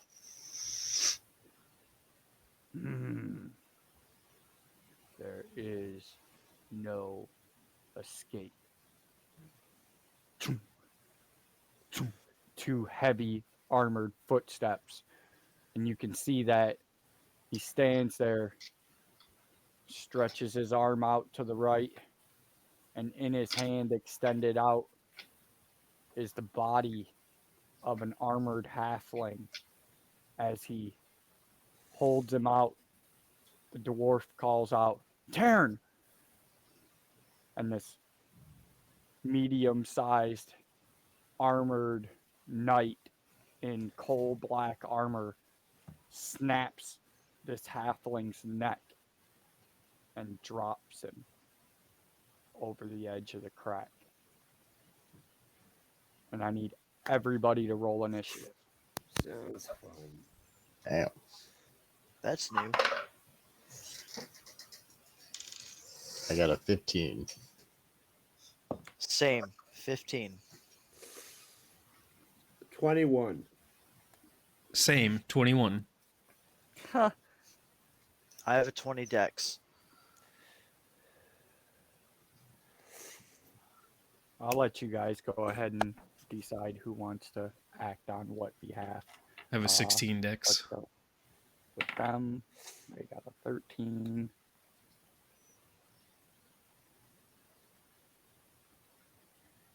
Let's do him. Mine's 14. Okay, so I go before Mikey. Rob, Yep. what's your initiative? 21. What's your dexterity? My dex is 16. Fuck. We got to roll off then, unless you want to decide which one of us goes. It's a good old fashioned. I don't want to go first. I didn't Okay. want to roll 21. So the order of operations is going to be the 4 of you, the knee breakers, and then him. So Rob or Keelgaunt and Sylvan, you two are the first to act. After So you, however you want to do this. you said he's wearing armor. This is a medium-sized armored figure that is wearing half plate armor that is coal black. He's carrying a large halberd in his left hand, and his eyes glow a verdant green. How far away is he? He's probably at this point about 80 feet, 90 feet. He's just coming out to where everything begins to widen out because it's only lengthwise from one where it narrows to about 30 feet to the other end, to the east end where it narrows to about 30 feet, is only about 200 feet wide. But at its deepest point, where the bridge used to be, it's about 120 feet from the crack to the citadel doors. And you guys were camped out on the ground just to the side of the citadel. So he's coming from the west and just came out from the tunnel mouth. So he's about 80 feet from you guys right now. He just dropped this halfling off the cliff and he's turning and walking in towards you.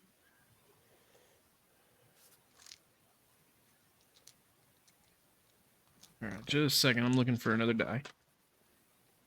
Yeah, that's what I was doing, organizing my die. Sylvan is going to step forward and say, "You will pay for that. From my mind's eye to yours." And inside of his cloak, this blue glow starts like emanating, and this point starts to stick out of his forehead, and then it starts to slowly extend, and then this psychic glance launches at this guy, and he needs to make an intelligence saving throw of DC 16.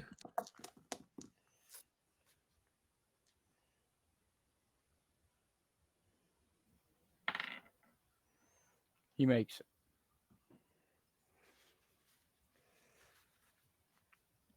Okay, I'm still short one die. He's going to take half damage. He won't be incapacitated by this, but he's still going to take... I got to roll 8d6.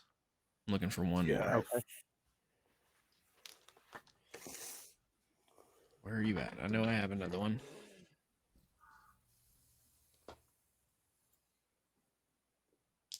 Nope. There we go. All right, 1 second.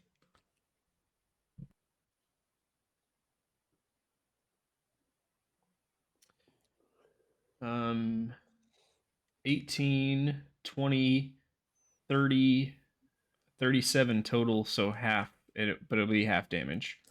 So I don't know if you round up or round down.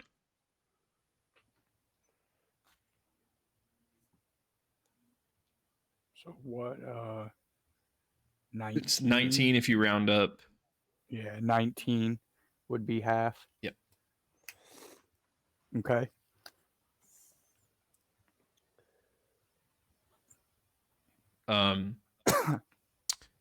And then Sylvan is going to look to Kilgaunt and just say, "You must pay for this," and give you Bardic Inspiration. You have a D10 that you can add. Basically, you can add it to an ability check, attack roll, or saving throw. You can use it once within 10 minutes. For sure. Super familiar with Bardic Inspiration.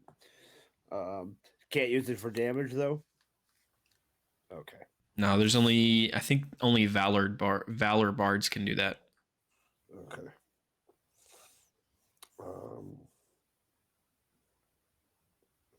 All right, so it's my turn. Or Correct. are you still going? Okay. Well, let's start out with a moonbeam. Okay. What do you got to make a ranged spell attack? Can casting time, 1 action. Yes. And then, well, it says till the spell ends, dim light fills. I'm just creating the cylinder of light, and when you enter it for the first time or your turn starts there, you got to make a Constitution saving throw.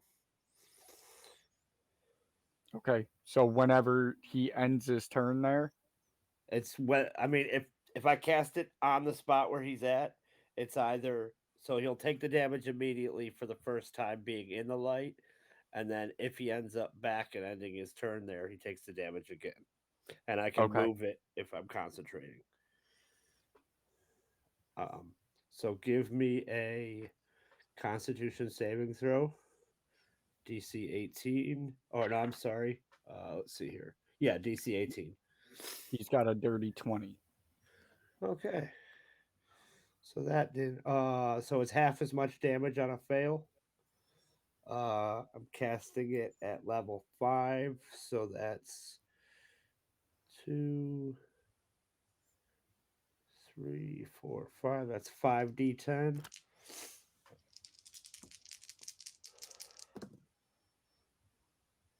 Okay.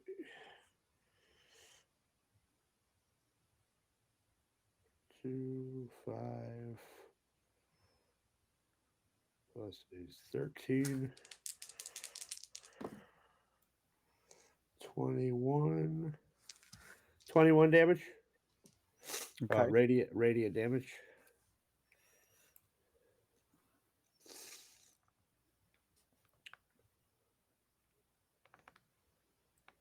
Okay. And is there anywhere I can take cover while still having line of sight to concentrate on the spell? No, it's open territory. Okay, for sure. Yeah, I'll just concentrate on the spell. There's not much else I can do right now, so Okay. That brings us to Phil and Curzon. You two have the next initiative, whatever order you want to place yourselves in.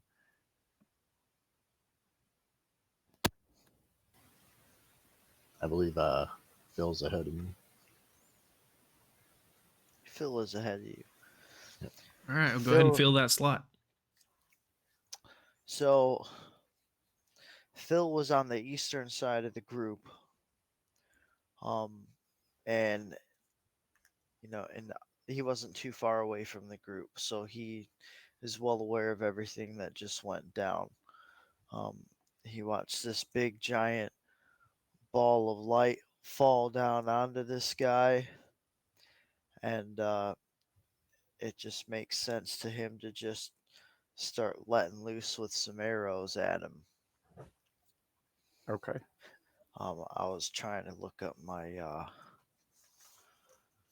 stupid feet real quick. I don't remember what page it's on. I'll just type it into Google. Anyway.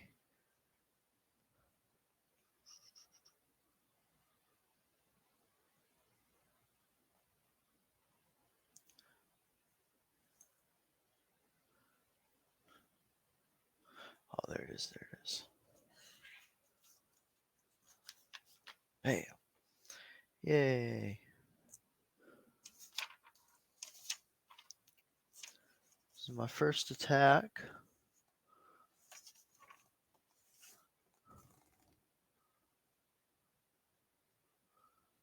Will be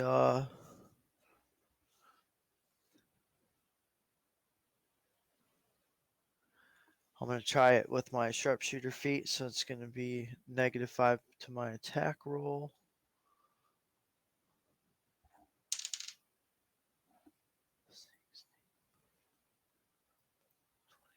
22.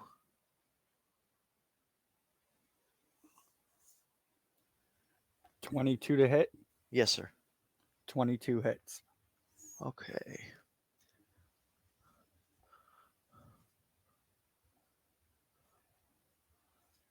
Where's my D10?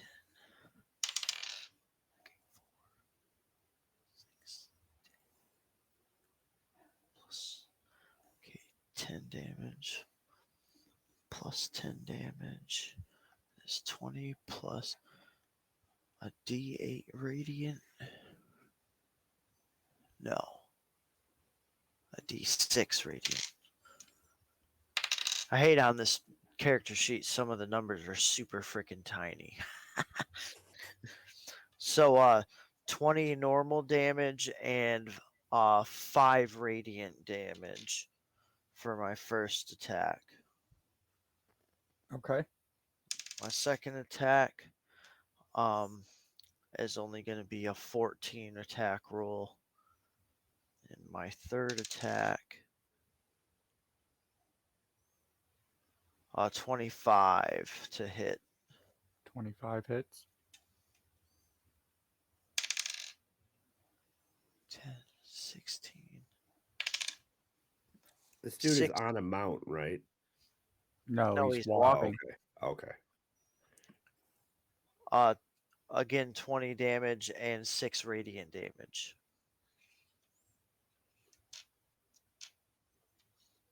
Okay. And then I'll use, hopefully with 21 stealth, I'll kind of stealth back out and kind of move to a slightly better position.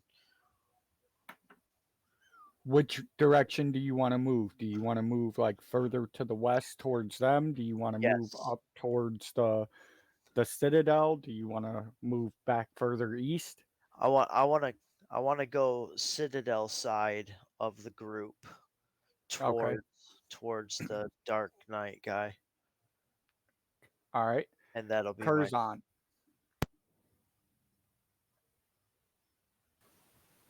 I am going to cast Guardian of Faith, Okay. which will that'll bring a large spectral guardian next to me, and he will protect me for the next 8 hours.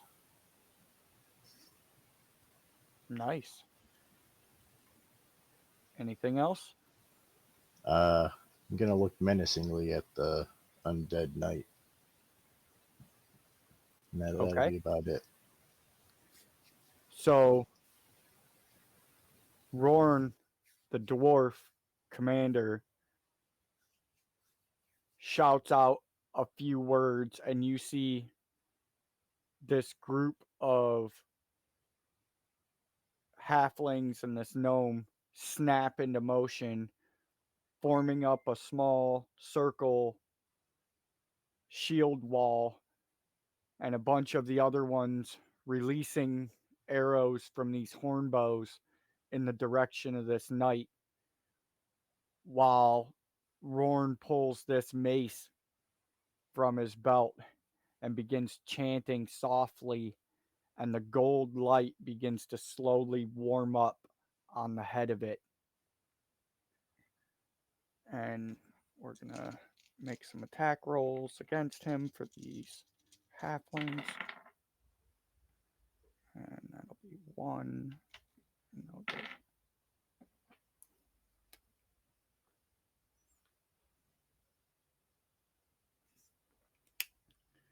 and you see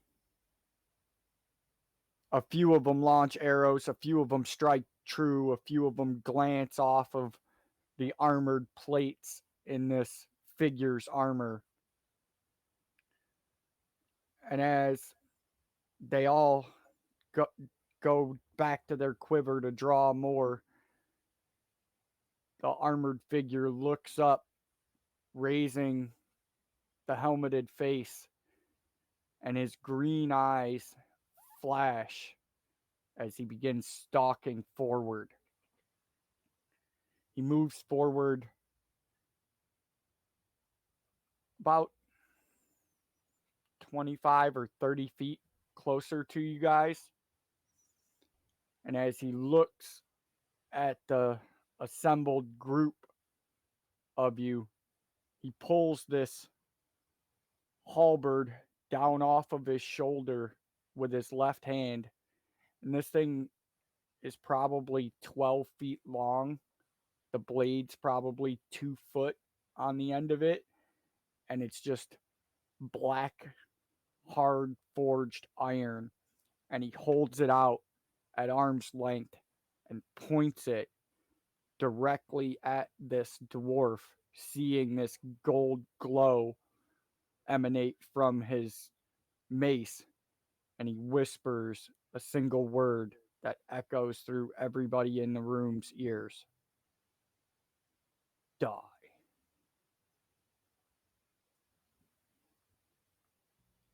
Sylvan says, whispering's my thing.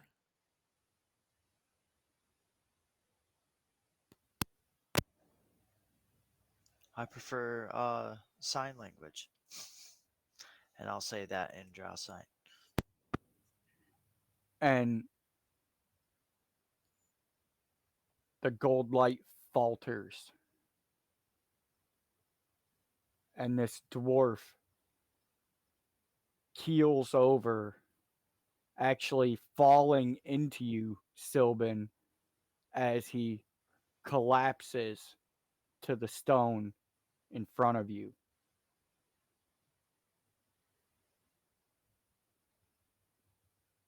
Everybody give me a perception check. Dirty 20.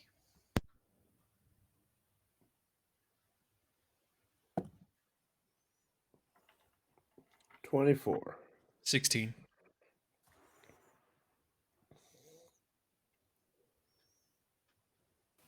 13. As you're seeing this happen,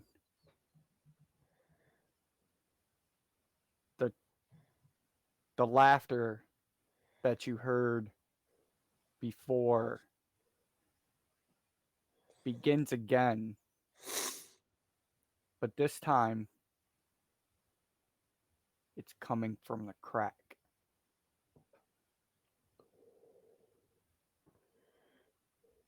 And that brings us to the top of the initiative order. So, Keelgaunt and Sylvan.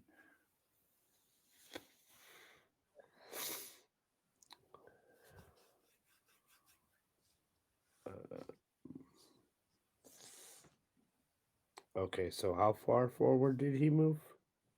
He moved about 30 feet closer to you. He was 80 feet originally, so he's about 50 feet away from you now.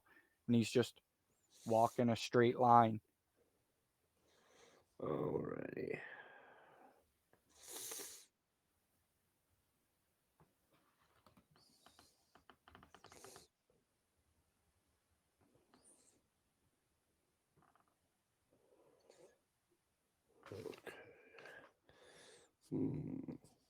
Sylvan is going to pull out this pouch of gold pieces and toss them towards the chasm. It's roughly about 300 gold pieces. He's going to throw it in the direction of the cavern, of the crack. And as it reaches its arc over the crack, it begins to kind of like almost dissolve, but it keeps going across the crack. And as one final gold piece hits the other side next to where this guy is, this fey creature rises up from that gold piece, and I cast summon fey. Shares my initiative, so it should go directly after me. And it is a friendly ally now. Nice. Is there a specific type of fae you had in mind that you wanted to summon? I think last time we flavored it as like a raven. I guess we can kind of do the same thing. Okay. So Let's see. Familiar winged creature comes into existence and if you're done with your turn, it would act directly following you. I think I'll save my other items for now. Let's see. So I need to make an attack.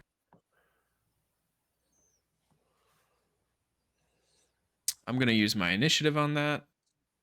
I mean, my inspiration. Not much better, but a little better. Let me see what it's. Let's see.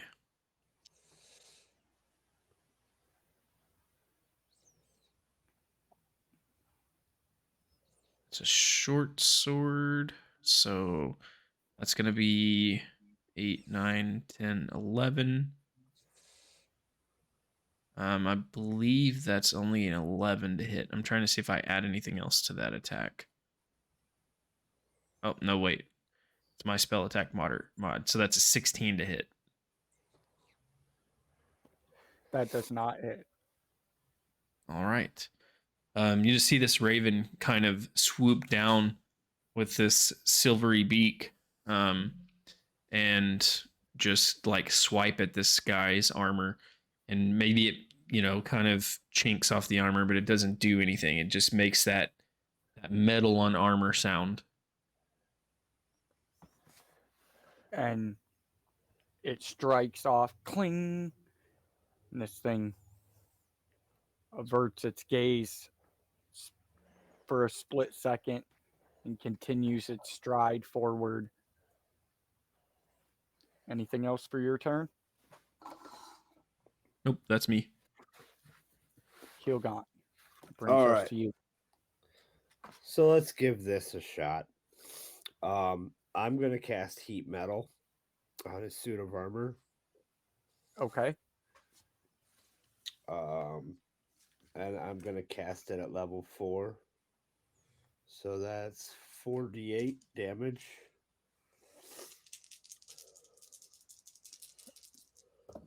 What's the description for heat metal? Choose a manufactured metal armor, such as a metal weapon or a suit of heavy or medium metal armor that you can see within range. Cause the object to glow red hot. Any creature in physical contact with the object takes 2d8 fire damage, or 1d8 higher per level above 2. When you cast the spell. Until the spell ends, you can use a bonus action on each of your subsequent turns to cause this damage again. If a creature is holding or wearing and takes damage from it, it must succeed on a Constitution saving throw and drop the object if it can. If it doesn't drop the object, it has disadvantage on attack rolls and ability checks until the start of your next turn. Okay. Okay. 13, 19.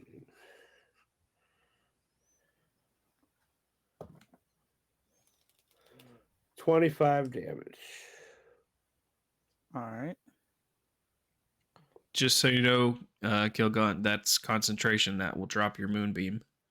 Oh, I know. Okay. The moonbeam's useless because it only affects him the first time he walks into it. Or Gotcha. Okay. I didn't know if it's continuous if he stayed there. Yeah. I wish it was. The only reason we defeated that dragon is because Phil was firing arrows while I had the moonbeam on the dude and he couldn't move. All right. So he takes this damage. He needs to make a Constitution saving throw. Hang on one second. Yeah. What's the DC? 18. He makes it. Okay. So you don't have disadvantage on ability checks or attacks. Okay. But you can't drop the armor, so I can keep using bonus actions to cause the Scorch damage. him again. Yeah. Yep. Anything else you want to do on your turn? You want to move? You casted a spell, so you still technically have a bonus action. Right. And we're still up in the open area, right? Yeah, it's pretty much open ground between where the bridge cross the crack at and the citadel itself. Okay. What's the height of the ceiling again? Probably, well, I don't know. What's the limits of your dark vision? 60 feet. It's I mean, well I above have your- goggles on top of dark vision. Not that it matters, but it's probably close to 250, 300 feet up just from the echo you're hearing in the room. okay. So with a speed of 35, I'm just gonna run about 35 feet up the wall. The wall, like next to the citadel. Because I still Or- want to be in range to attack him again when my turn comes around again, but I want to get out of his path. You know what I'm saying? And with my slippers of spider climbing, I can run right up the wall and stick to the wall. So you want to run to just the closest point of the cavern wall to where you guys were camped and run up the wall? Yep. Okay. That'll put you probably about 70 or 80 feet in general from him because he's 50 feet from you right now, Okay. just so you know. um so that was Keelgaunt. That brings us to Phil.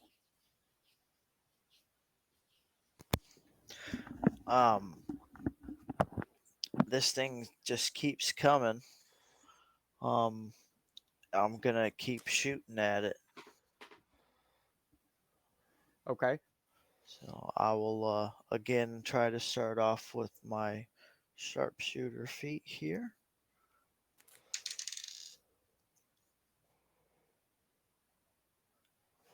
21 to hit. A 21 hits. Outstanding. For 17 damage plus 6 radiant damage. Okay. Second attack. Nat 20. Nice. Nice. Yes, sir. That's 3 out of the 4 of you so far tonight. So now we just need Curzon to pop his off. When was your last death pop? October 2003. So let me. Does that also double my radiant damage too? A radiant is from your bow, It's correct? from the bow, yeah. Yes. Outstanding. Weapon damage is doubled in a crit. So you would roll all your dice, add your modifiers, and then double it. Right. Oh, man, I love it, dude. 10, 16. So that's 32. And 10 radiant damage. And for my third attack, I'm also going to use my precision maneuver to add a d10 to my roll, because right now it's only a 16. Ooh, with a 9, baby. So that's 25 to hit. That hits. Another 10, 16. Oh, Jesus Christ, these dice, dude, are just going crazy, bro. So 16 damage and 6 radiant damage. Nice. So you let these 3 shots go in rapid succession, and they drill almost a perfect triangle into the left side of this being's breastplate on his plate mail. Just ding, ding, ding, punching through. You can see the glowing white energy inside. And he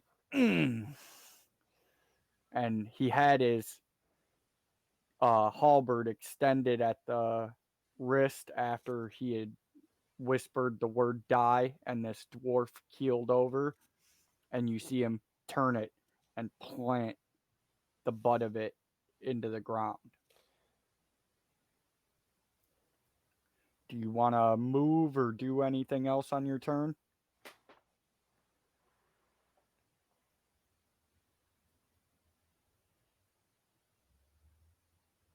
Phil? I'm sorry, I had my switch off. I was saying that I think I'm gonna use my action surge and attack him 3 more times. Okay. All right, so we'll try this again. We'll go sharpshooter, so it'll be that will miss. Okay, my second attack. Ooh, that's gonna hit with a 29. Where's 12? 12 damage for radiant damage. My third attack. Oh my god, another 18. So another 29 to hit for another 16 and 3 radiant damage. Okay. And And you go to line up for the fourth shot, and he's just planted his thing and come back up standing straight. So the first shot goes actually under his left arm and just glances off of the girdle around his waist. But the other two come in low, like kidney height, and just drill holes into him. And you hear a squeak of metal as the helm turns towards the east and begins scanning. I rolled a 21 hide, Okay. and then I think I'll try to very carefully maybe go like 5-10 foot backwards, Okay. just to make a couple more feet of distance right there. All right. Anything else for your turn? No, sir. Curzon, that brings us to you. The unholy malice that emanates from this thing sets your scales on edge. You can almost feel it as a vibration in your fangs, and it's grating to your whole being in the presence of this thing. And as you stare at this blight upon and call and know that it's your job and privilege as a foreteller of the word of Steve to destroy this abomination and cleanse the world of it, your eye can't help but to be drawn past it to the crack itself, which now emanates a green glow that is beginning to softly illuminate the stalactite that used to house the jade platform. What would you like to do? Can I tell if that other cleric is alive or dead? The dwarf, Yes, he's dead. he's dead. I'm going. Is it been more than a minute since he No. died? Okay, in that case, I think I'm going to cast Revivify on the dwarf cleric. Because if we have Okay. any hope of beating these things, we're going to need all the help we can get. So I'm going to run over to him and put my hand to his forehead. And in the name of Steve, I'm going to bring him back. And that'll return him back to 1 life hit point. Live, damn it. and you run over and kneel down, placing your large scaled hand on his dwarven breastplate, and you begin to channel the holy energy that you've known for so many years now. And it flows from in your chest and down your shoulder, past your elbow, and into your hand, and flashes and creates a visual flash of this divine energy as it rebounds and charges back up your arm and warms your chest again.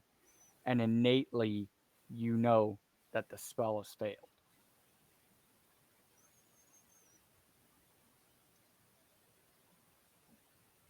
I'll be I'm pretty surprised by that news.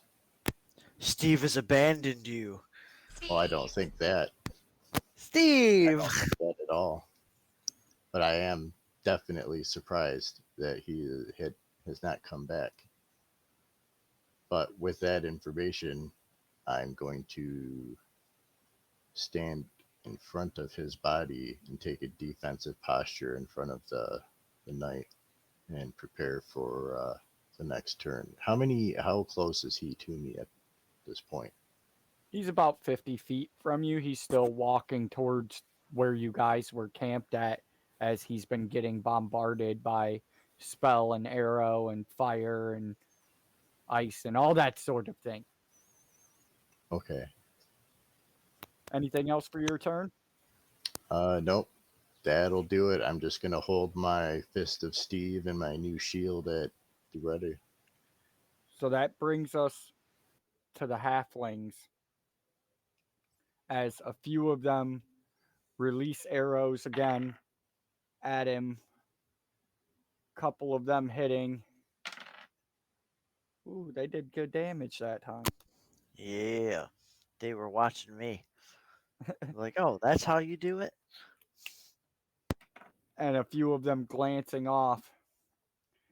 The halfling that you recognized, that you've healed before, he's the one that picked up this mace as the dwarf fell. Anybody who has battlefield awareness will know that since he picked up this mace, he has not looked up at the battlefield at all. He's just been staring at this thing in his hand.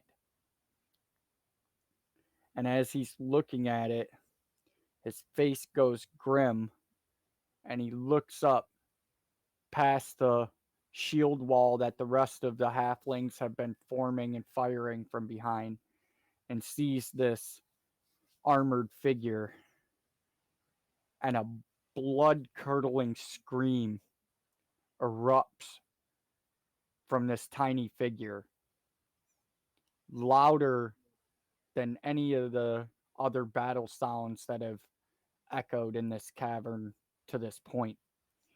And he vaults over the shield wall and charges forward, rushing up to this armored figure and taking a two-handed swing from left to right, screaming the whole time.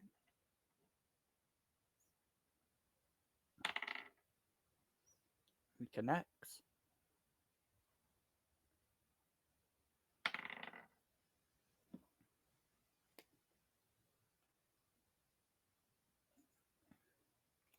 And the head of this mace comes in right about thigh height, but it comes in on the side where he's got this halberd planted haft into the ground, and it hits the bottom end of the halberd first and bends the metal of the shaft in, pushing forward. It glances off of the front of the knee of his left knee and pulls a plate of metal off to the side, and you see it swing free as this black liquid begins to drip down the van brace and onto the booted foot. And that brings us to him. But this is effectively the end of the second round. And the green glow brightens as a spherical object rises out of the cleft next to the pillar and begins to revolve in a circle, revealing itself as it turns to be a grinning, jawless skull. A bright flash of green light sheds itself across the entire chamber, everyone averting their eyes and shielding them from the flash. The maniacal laughter cackles through the din of battle again. And as the spots clear from your vision, you see the Jade Bridge has been recreated in its previous likeness. And the skull floats up towards the ceiling, laughing and coming off the center point of the cleft to the west. The knight looks down at this halfling, and with sheer evil flowing out from him, he takes this halberd and sweeps across in front of him.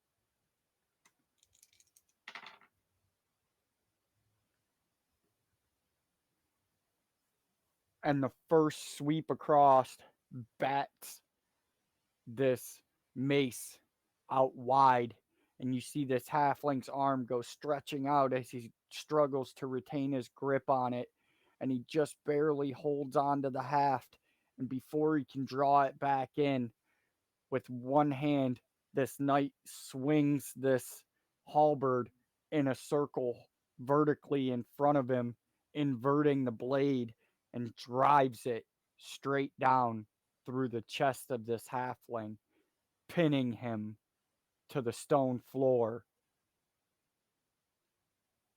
and lets go of it, stepping over his body. He continues his walk forward. And that brings him another 30 feet closer, which puts him 20 feet away from where all of you are. Well, except for Keelgaunt and Phil, who both retreated. Sylvan, Curzon, and the rest of the halflings, you are all within the range of his fear aura, and I need all of you to make wisdom saving throws. And they're going to make theirs too. Sylvan is immune to fear. He's too cool to be frightened. Very nice. You say I'm out of range? Yes, you're up on the wall out of range. Okay, for sure. No, What's what was the distance now between me and him? Because you said like seven. You're about 50 feet now because Okay. he's come 30 feet further. For sure. what was the save we needed to make? DC 18. I rolled a 27. What was the save though? Oh, it's a wisdom save. Well, I got a 12. Yeah, but you're immune to fear. No, I was joking. That was hence the saying that Sylvan was too cool to be afraid.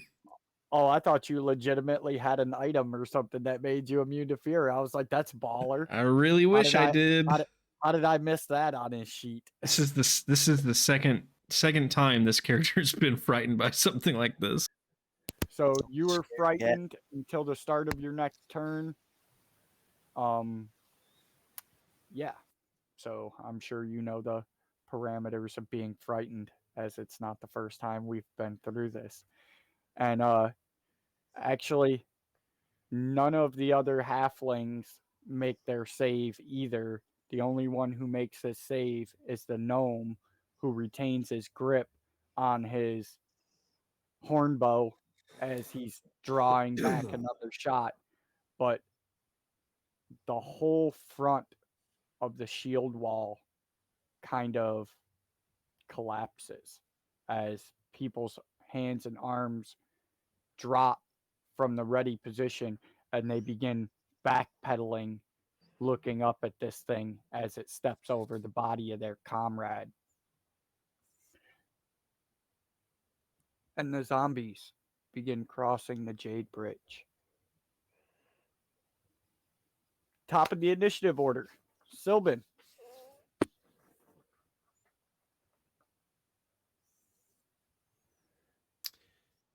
Well, my Raven rolls a nat 1 to attack this guy. So it's like 9 total. Yeah, no. Yeah, I didn't think so. So again, this Raven just kind of flies forward with him and swoops down and makes a strike, but he's just kind of like swatting it away as if it was a fly. Actually, I need to check something on that really quick just to make sure.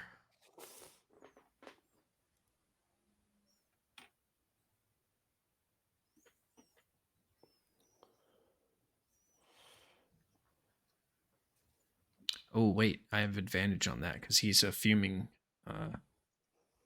He's fuming Fae.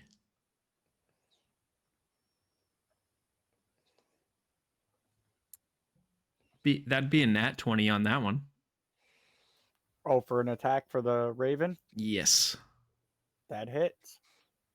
All right, so how do you do your crits again? So you roll whatever the damage die is, add any modifier that goes to it, then double that amount. Okay, so this is going to be 4, 7. It's a level 2 spell. 8, 9. It's going to be 18 piercing damage, but then it has force damage added to it. So let me roll the force damage. Okay. It's only going to be 4 more force damage, so 22 damage total. Okay. And then Sylvan's kind of feeling this fear set over him. He's gonna take a couple of steps back, maybe like 10 feet, and just whisper no. And another one of these lances is gonna shoot out of his forehead, and race towards this guy. And he needs to make another intelligence saving throw, DC 16. Okay. Let me go back over here to his saves. And he makes it. Trying to incapacitate this dude, so he'll take half damage. Let me do some math. 5, 10. Hey, you're doing a good job. You chose 15. his worst fucking attribute. Well, yeah, his worst fucking attribute to try to save versus.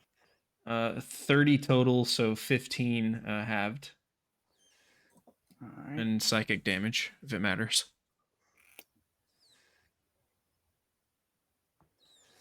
And then Sylvan will take like another 10 feet steps back, so he's about 20 feet back from where he was now.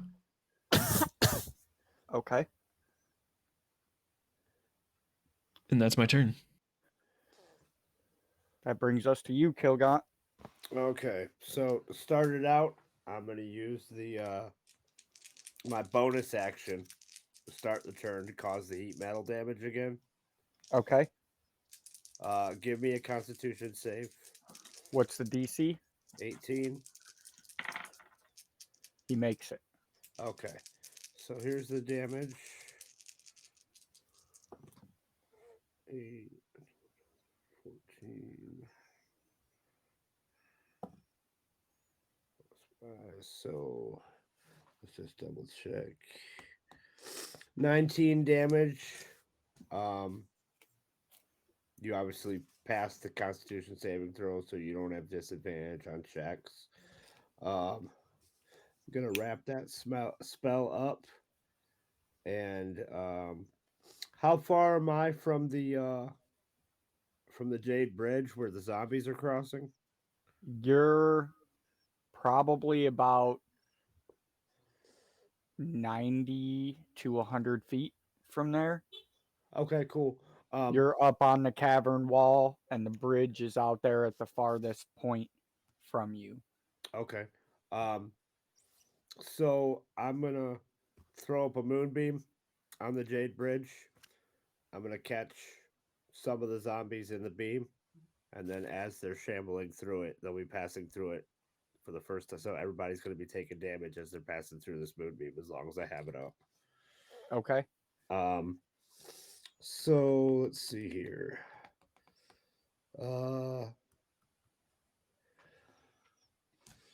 Let's see here. Give me a Constitution saving throw for zombies. I don't know how you have it set up in groups. How many are going to be taking damage?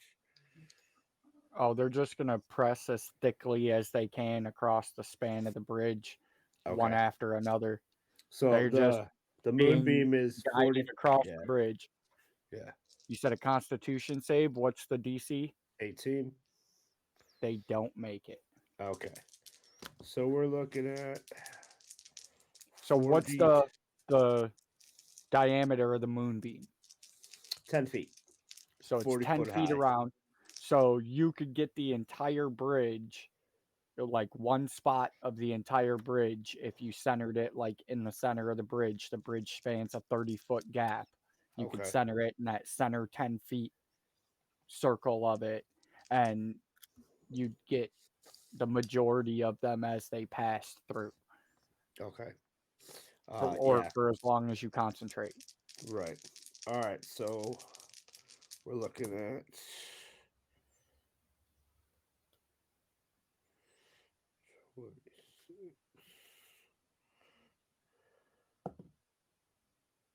36 damage. So the rest of you see this column of greenish white fire erupt in the center of the Jade Bridge, just blazing fiercely, and it actually incinerates about a dozen of these zombies when it comes into existence. They're just gone. And the rest of them begin pushing through it, and you can see off both sides of the bridge are flaming, falling pieces and whole zombies that are disoriented from walking through it, careening off to one side or the other. But they keep pressing forward. I'll hold this as long as I can. Anything else for your turn? No, I think that'll be it for right now. Phil, that brings us to you. Give me a perception check with advantage, please. Again, I'm glad you said with advantage. So that's going to be a 24. So, because you're the one that's furthest east, you were over there keeping an eye out. You pick up on it over the din of battle. You hear almost inaudibly a faint and you recognize it immediately as one of these chirps that you heard before from these reptile creatures that were across the chasm from you. And you look eastward down the tunnel, and you can see glowing sets of eyes running down the tunnel from the east to the west towards where you guys are. Perfect. So, but they're still a little ways out, and it's all booby trapped right there, right? Right. You can see that, like, from where you're standing to where you estimate this pack of eyes to be is probably a couple 100 feet down the tunnel. Okay. So I'm going to shout out to any that can hear me, that the little raptors are on their way back. And with that, I'm going to attack the night guy because I don't see the skull anymore, right? The night guy. Yes, you do actually. Oh, It's do I? floating up towards the ceiling. It was in the center of the crack, but it's slowly making its way towards the north side where you guys are all engaged in combat. Like, it's floating on a direct path up by the ceiling towards where the citadel is. Okay, I'm gonna shoot at that. Okay. So my first attack, I'm gonna use my sharpshooter feat, but I'm also gonna use another superiority die for added assurance. Okay. So attack number 1. Oh baby, a 19. Do I crit with a 19?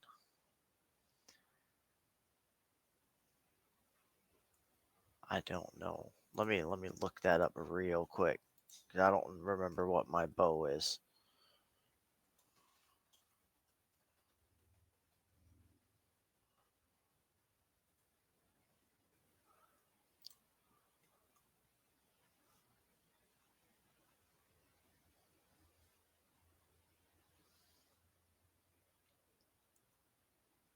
Okay, it does not say.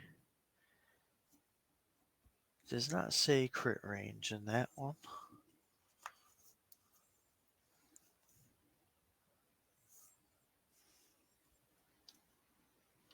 Okay, so we'll just leave it at a 19. Plus 11 is a. Okay, so I'm not going to expend the superiority die because I made it anyway. A. Jesus Christ, that's 30. So a 25 to hit. So you look up, inclining your bow, draw it back, let go, and you see it fly through the air, comes in, strikes hard, what would be a perfect shot. And as a reactionary action to your arrow striking the skull, a flash of green emanates from it and envelops this burning white ember that you recognize as the tail feathers of divine energy of your bow. And it and you see a rain of sparks fall down from in front of this skull.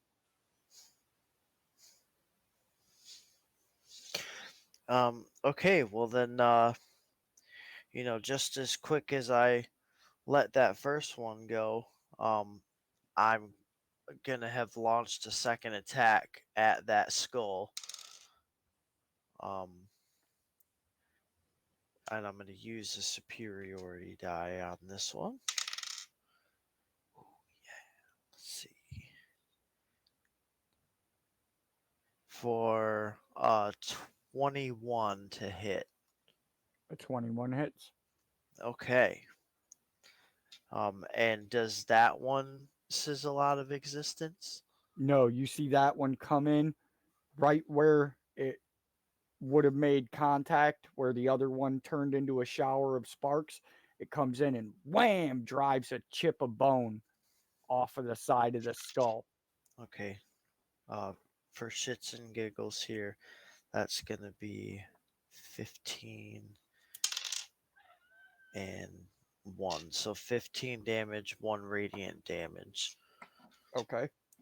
And then shot number 3 is gonna go after it. And I'm gonna use my sharpshooter feat again.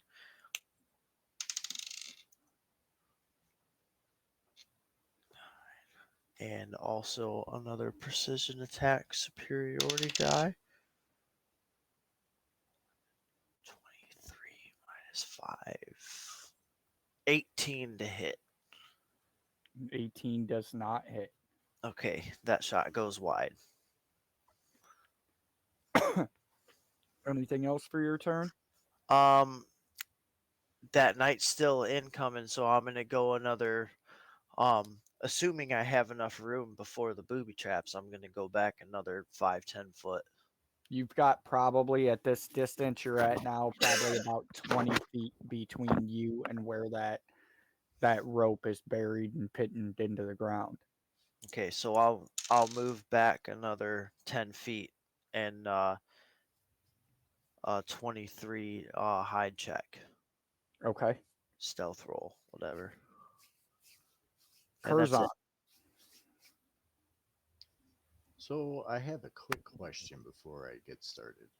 Yes, sir. I can use my mace to cast spells. Yeah, So it's your divine focus or so your holy symbol. if it's a touch spell and it's instant, can I swing and cast that spell and then have the target take damage and then have the spell enact at the same time with the touch? So you're casting a touch spell through your weapon, but you Correct. want to make a weapon attack at the same time as it. Right. Do you have the action economy for that? I don't know. How many attacks do you get per turn? I think I just get one attack. And then what is the casting time of the spell that you're casting? Instant. But what is it? Is it a cantrip? It would be remove curse, which is, let me find it here real quick. Okay, so it's an actual leveled spell. Right. It is one action. It's touch, one creature and object, duration instantaneous. So you'd be able to deliver that touch spell with your mace, but you wouldn't actually be able to make the attack with it too. Right, but my question is, would it take damage from me hitting it with my mace to do the spell? No, Okay. it would just have to touch whoever or whatever the creature is in order to enact the spell. Okay. Because it's like as soon as you make contact with it, the spell goes off. Now, whether or not you hit it hard enough to damage it is irrelevant. It made contact, the spell goes off. Okay, that makes sense. I just wanted to clear that up before I Nope, no worries. went any further. All right. So how close is the knight to me now? He's about 20 feet in front of you. 20 feet in front of me. I am going. Most of these halflings have kind of started to back up and not hold their shield formation because they're under the effects of this fear aura. I'm going to raise the fist of Steve up over my head, and I am going to speak a prayer censuring the undead, turning all undead within 30 feet of me away if they fail a wisdom saving throw. Okay. What's the DC for the wisdom save? How do I figure that out? It should be your proficiency bonus, your modifier, and the spell's level, I believe. What are you casting? I can tell you. He's casting Remove Curse. I thought it'd be 8 plus whatever is spell casting modifier plus Modifier is. proficiency. So that'd be my wisdom, which is +5. So that'd be 13 plus your proficiency, which would be 4, so it'd be a 17 DC. And it needs to be a wisdom save, you said? Correct.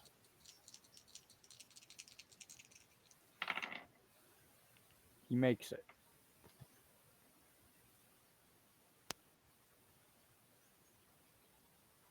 I'm gonna start getting angry now, and I'm getting ready to attack.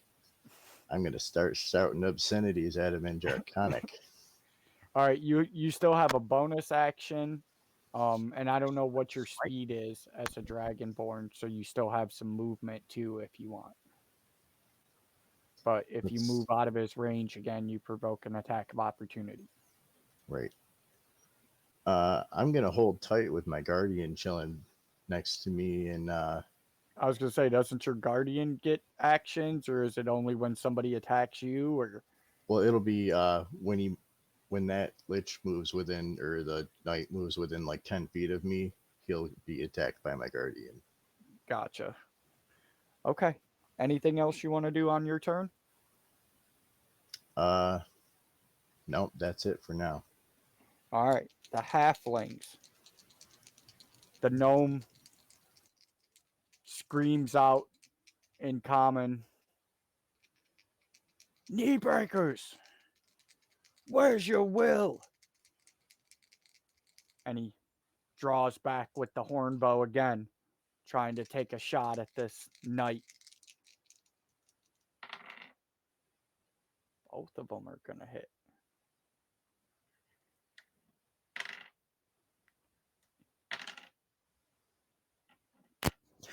That one dude was a real knee breaker too, because he broke that leg plate off of the dude's armor at the knee. I was like, oh man, sweet. You can see all the blood that I made him bleed come out. And let's make a wisdom save for them to see if they can break these fear effects. No. They continue to disperse the line and scramble backwards towards the cavern wall. But the gnome fires 2 quick shots off of this horn bow, driving into the left leg in where this plate is dangling. And you can see the fletching of 2 arrows sticking out of the knee joint in this armor as this thing grunts and leans forward. And that brings us to them. So, as of right now, you all have 1 round. On the end of Curzon's next turn, the zombies are going to have breached this ground.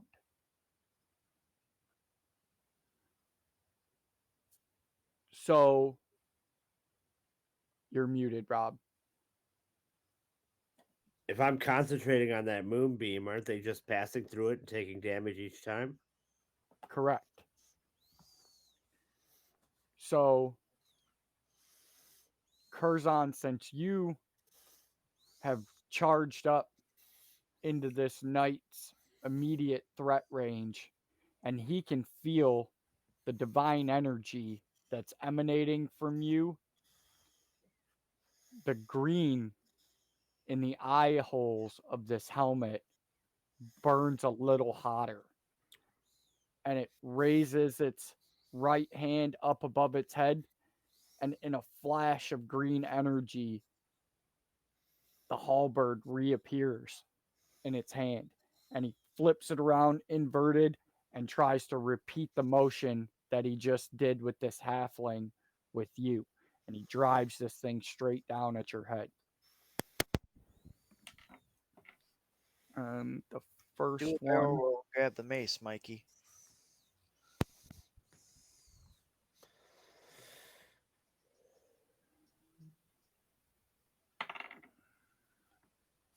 First attack's a 14, which is not going to hit you.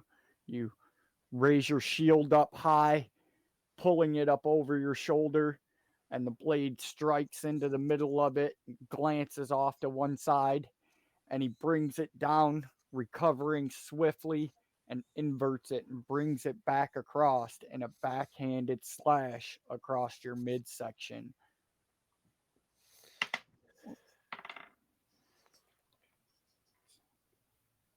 Your AC is 18, correct?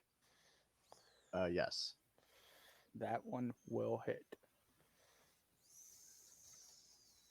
As he does this, my Guardian of Faith deals 20 radiant damage to them on a failed dexterity save. Okay. What's the dex save DC? 17? Yes, sir. He makes it.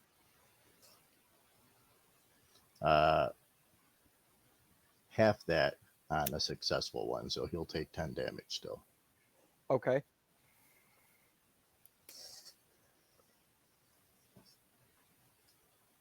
And he sweeps back with this blade, and you feel it cut across, and you feel a hot burning sensation across the front of your robes and across your belly scales as the keen edge of this unholy metal opens you up, and you take 9 points of slicing damage and 4 points of necrotic damage.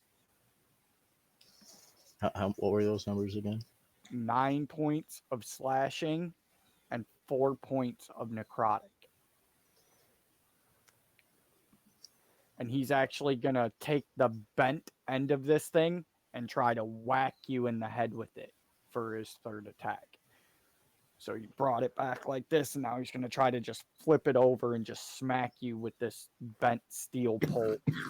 And that's a natural 20. Well, damn. Oh boy.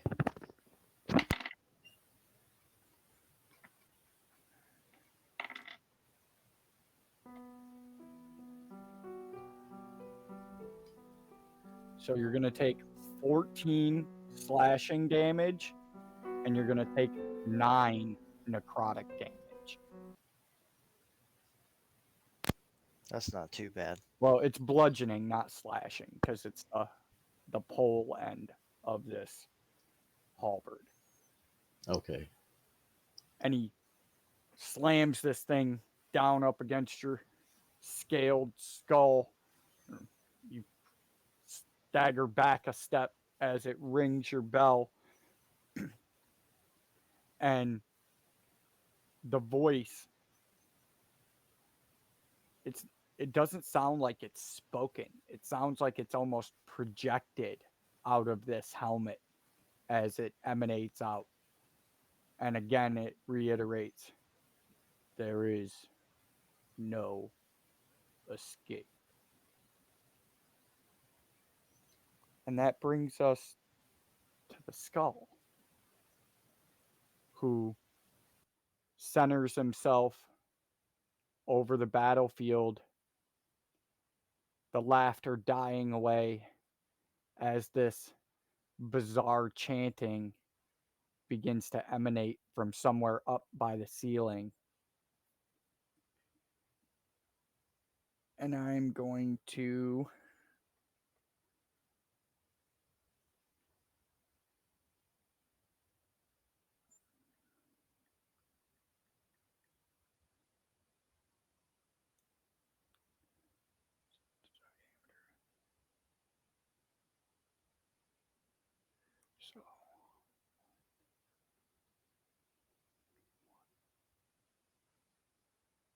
So it's going to be Sylban, Keelgaunt, and the remaining halflings. I'm going to need,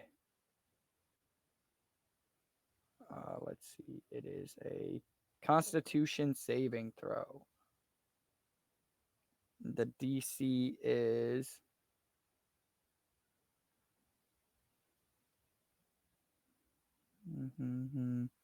18.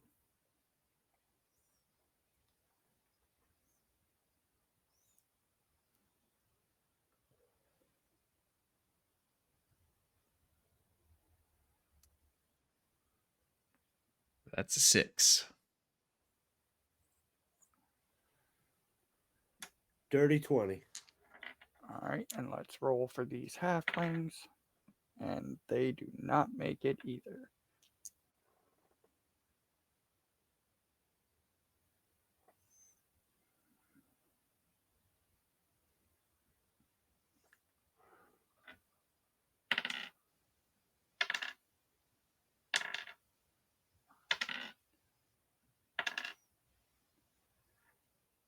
So, Sylvan, you and all of the halflings, Keelgon is just slightly too far up this wall to get affected by it in the first round.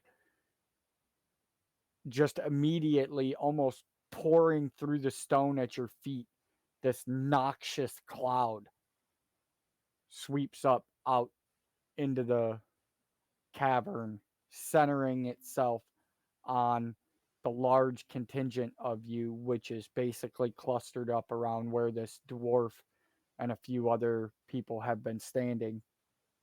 And you all take 22 points of poison damage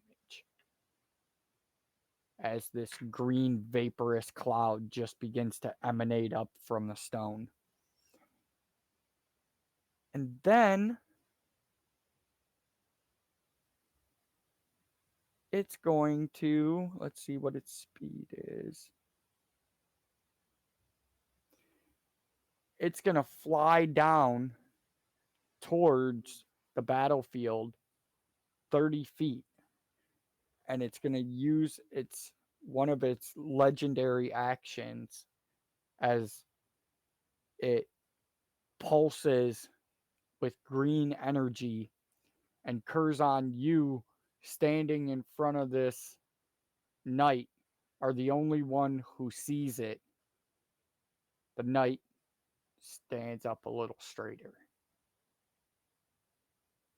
How much damage did you say? 22. Okay, that's what I thought. Just want to make sure I got the right thing. And that brings us to the top of the initiative order.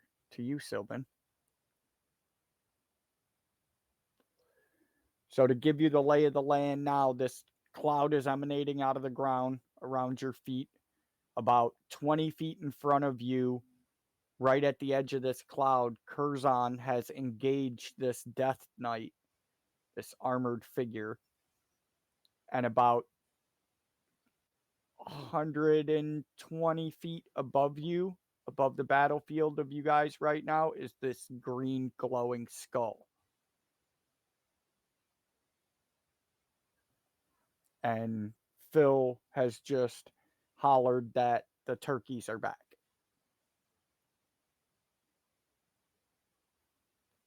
How's this knight looking right now?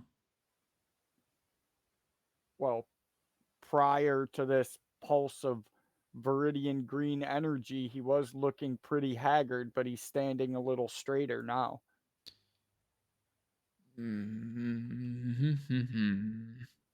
Oh, well, it doesn't matter anyways, because I can't move closer to him.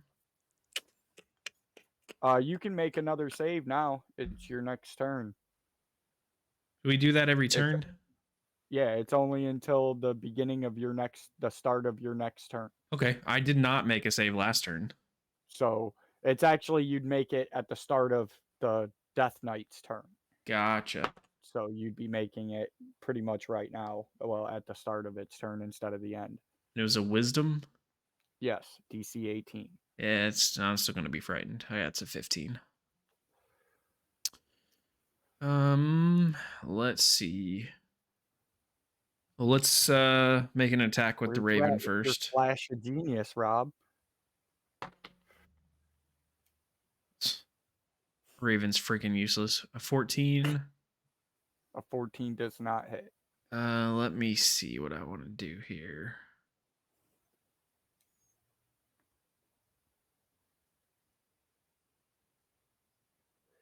Have you used your inspiration? I have on the Raven, and it still didn't hit.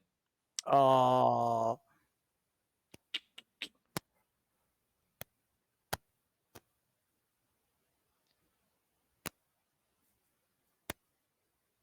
You know what? I'm gonna do something. Let me check this ability real quick to make sure I do have time to do it.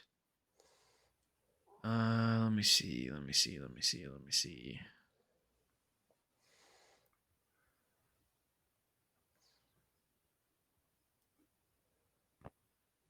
Who's within 30 feet of me as far as allies go? Curzon, Keelgaunt, and the halflings. Well, the gnome and the remaining halflings that are frightened from the Death Knight. Okay. Stillman is going to move back 30 feet away from the Death Knight. As he's doing so, he's going to reach back and pull his bagpipes off of his back, sling them around front. He's got this little cord that he can pull on that like uncorks all the pipes so that crap doesn't get in all the pipes. He fills the bag with air, and you hear that familiar bagpipe tune as he's getting ready to play. He will start. Actually, he won't move the full 30 feet. He'll move probably 15 feet, and he'll start to play this song, and it's a song that most people would recognize as like a bolstering battle song, and he's going to use his counter charm ability. So I will use my turn to perform. I need, as an action, you can perform until the end of your next turn. So I'll have to use this turn and my next turn. During that time, me and any friendly creatures within 30 feet of me that can hear me gain advantage on saving throws against being frightened or charmed. Very nice. And that'll be my turn. All right, and you did your bird too? Yep, useless. Keelgaunt, that brings us to you. All right. Let's see here.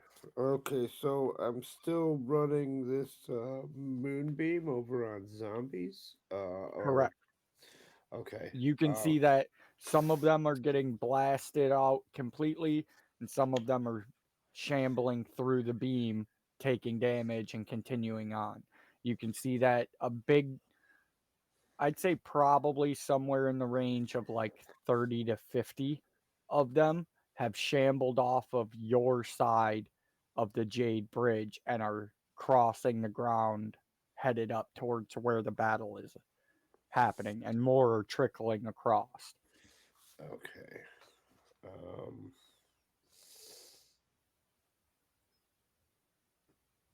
Let's see here.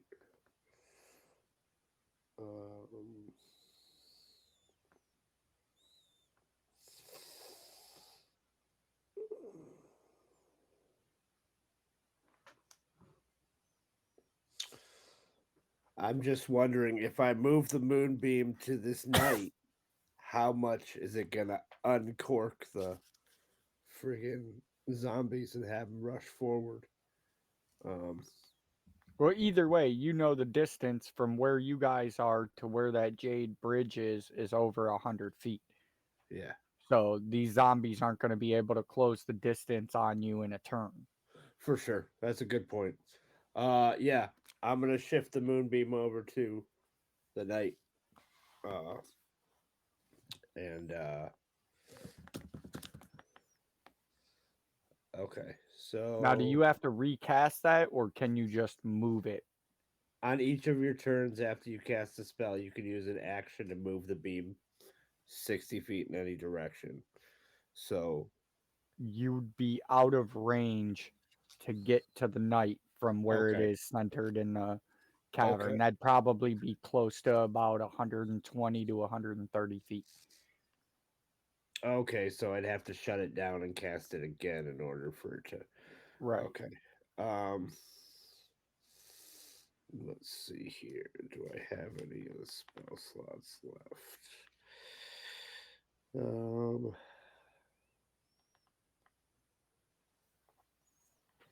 so, let's see what.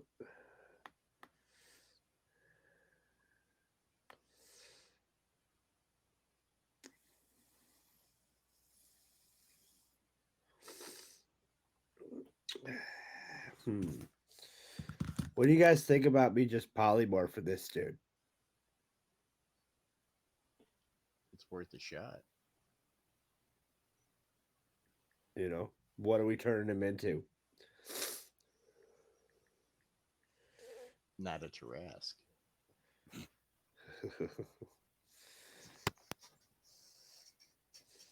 um, A sheep. T well, Rex. I figure we should turn him into something small enough to throw into the bag of holding or just crush. Or Like a cockroach. yeah. Let's see here.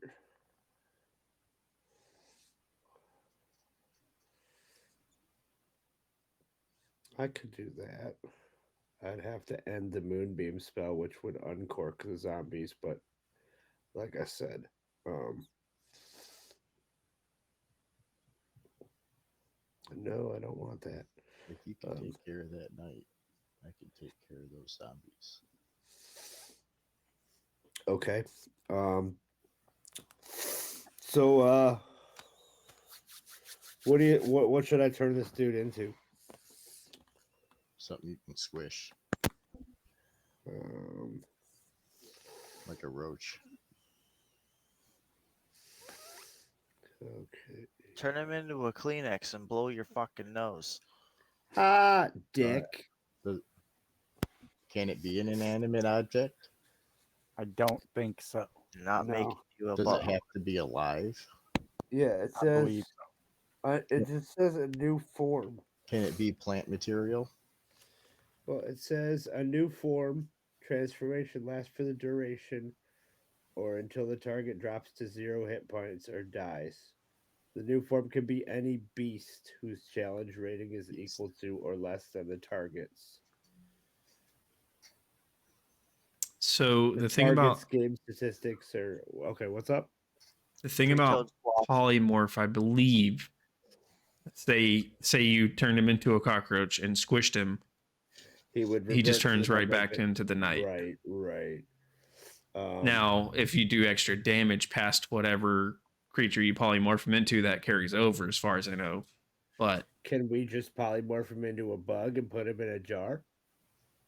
If you can I catch guess him, that's turn him between into you and Steve, and if we can catch him. turn him into a slow ass animal like a sloth, dummy, so we can put him in a bag of holding. or Yeah, drop but him off. I would into have the to trap. concentrate on that bag of holding for an hour for him to stay like that. I wouldn't was matter, thinking he's in more a about throwing him dimensional off into the space. chasm. Yeah. Yeah, that'd be good too. Whatever. Just That's turn where him my into a brain bug. went as soon as you said polymorph him into something. I'm like, all right, we polymorph this motherfucker into a baby kitten and throw his ass off the fucking Yeah, cliff. turn him into a pug and boot his ass.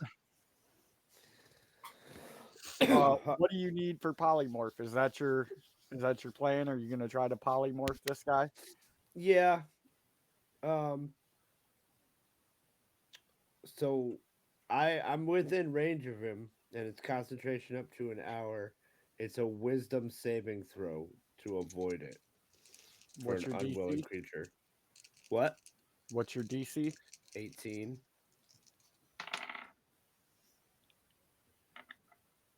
He does make it at 18. Ooh, son of a bitch.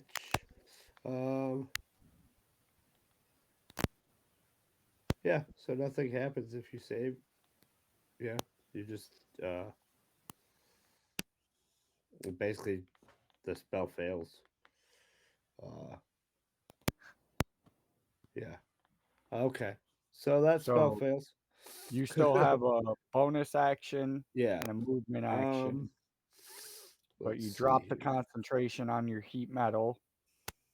You That still was a have while the ago. Drop the concentration going on the moon. Oh, you dropped concentration on the moonbeam because cast. because that was a full action to concentrate on Gotcha. it.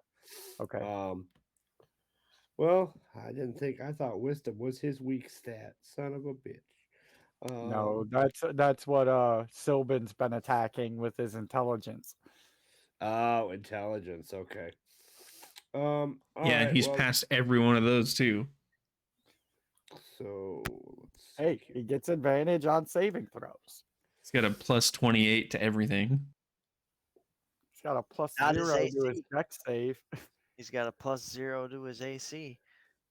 Um, Because that's can like I 200 damage to let me him. look? Hey, he's got a respectable 20. Okay, so Flash of Genius is a reaction spell. I can't just cast it and have it sit like Bardic Inspiration. Right. Um, You can cast it in reaction to something happening. So, Right. like, you Yeah, could have like all cast of it these in things that I'm reaction trying. to him failing his it's not a save. spell, it's a feat. So Yeah.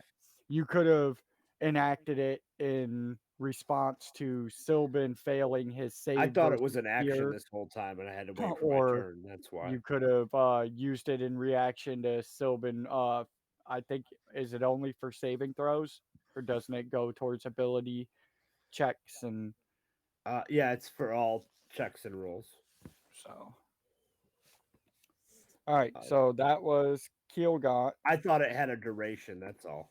That's why I was mistaken in using it. I didn't realize it was used on someone else's turn as a Do reaction. you want to move or anything on your turn? Um, not for now. I'll kind of Okay. hunker down on the wall for now.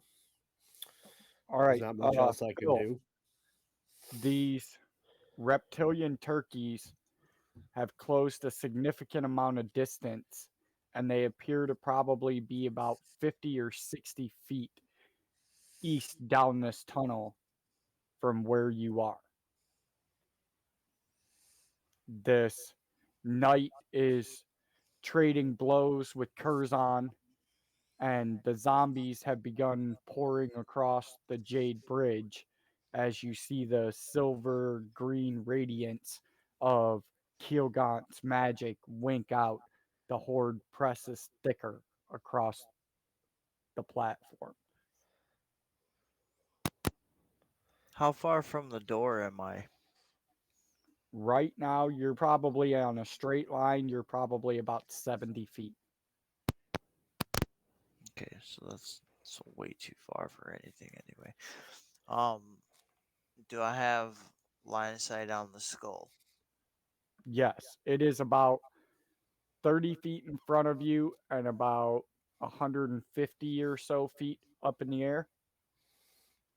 Okay. So I'm going to relay to those who can hear me um, that the leathered turkeys are about 60 to 70 feet away before they start hitting booby traps. And I'm going to start shooting at the skull. Okay. So let me go ahead and just try to start shooting at this thing again. All right. Little Sharpie shooter. So since this skull is doing poison damage, I feel like it's apt for me to mention I have dwarven resistance, advantage on poison saves, and resistance to poison. Nice. Except you're not in the fucking cloud. I know. I'm just saying for future reference here. Damn it. And it ain't your I'm turn. already- Shut up. I'm already not hitting you, and now you got to resist me too? Right? Fuck. Trying to kill you bastards. You ain't making it easy. All right. 22 to hit. 22 hits. 15.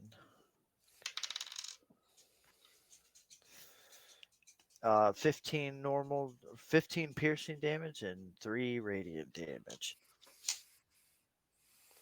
Attack number 2. Okay, I'm going to use a superiority die to add 5 to that. That's going to be a 21 to hit. 21 hits. This would be 3.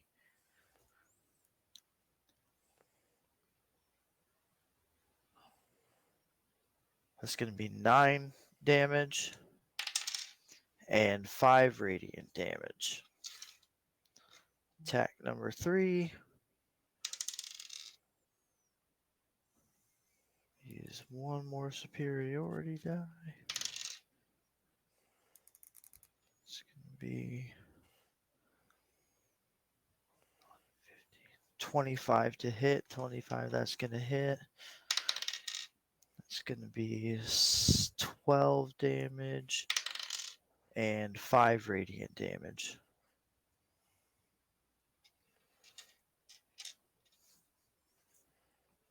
And you see bone chips fly off where the arrows streak in, striking at the skull, and it begins to circle.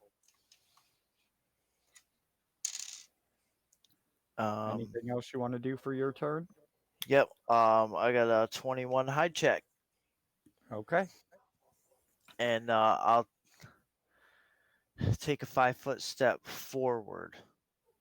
Like Nah. out into the floor. Up. Towards not where the ropes are. Gotcha.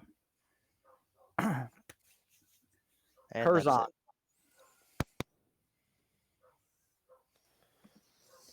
it. I think what I want to do is hit this guy with my breath weapon. The knight. Yes, sir. All right.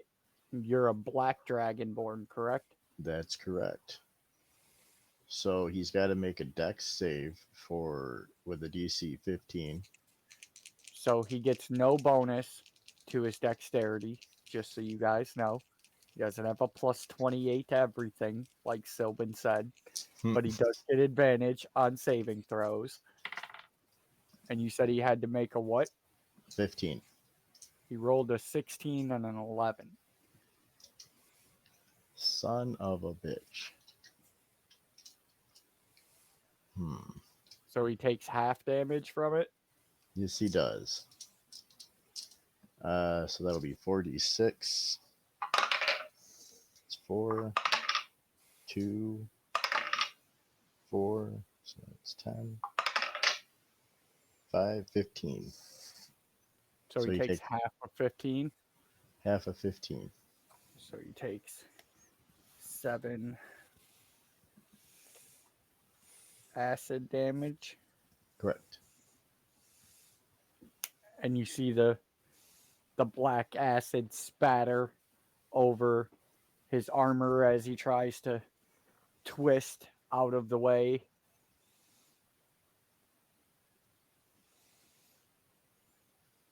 With that, I'm going to take a 15-foot step back. Well, many steps, but, I'm going to back 15 feet. You're going to provoke an attack of opportunity. Jumping back? Yep. Taking more than a 5-foot step, you provoke an attack of opportunity, and he has a reach weapon. So he can get that attack of opportunity off on you anywhere within a 10-foot range of him. Gotcha. So you can take a 5-foot step without provoking an attack of opportunity. But more than that. I think I'm still going to risk it. Okay. And he sweeps across with the bladed end of this halberd with an 11 to hit.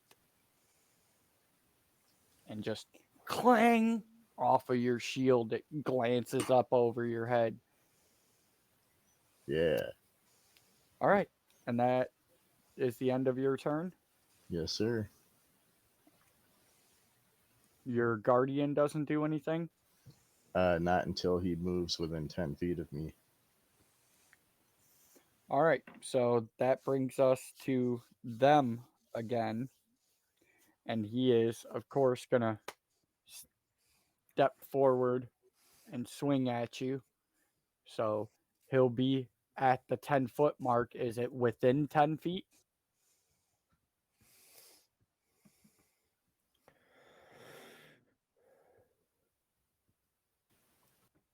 I'm sorry, say that again? Your guardian, is it when he comes within 10 feet of you? Yes.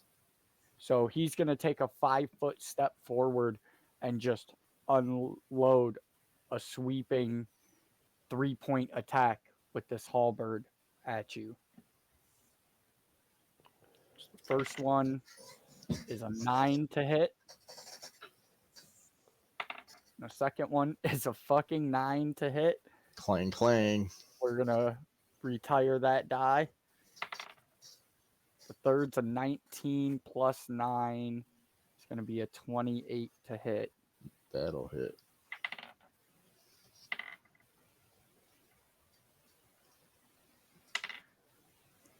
So it's 16 points of slashing damage and 6 points of necrotic damage. As the first two just ring off of your shield and off of the fist of Steve as you use it to deflect an attack, he slides the edge of the halberd down the haft of the fist of Steve and slices across your forearm, digging deeply into it. And you have to clench your clawed fist tightly to hold on and regain your grip on your weapon, but you do so. And it is going to try to blast you with its fear aura again. So you need to make a DC 18 wisdom saving throw. Is he with Flash of was Genius. I'm going to do a Flash of Genius so he gets +3 to his saving throws. Okay. before you do that? Is he within 30 feet of me? Yes, he is. He gets advantage on that for my performance, my beautiful bagpipe music. Nice.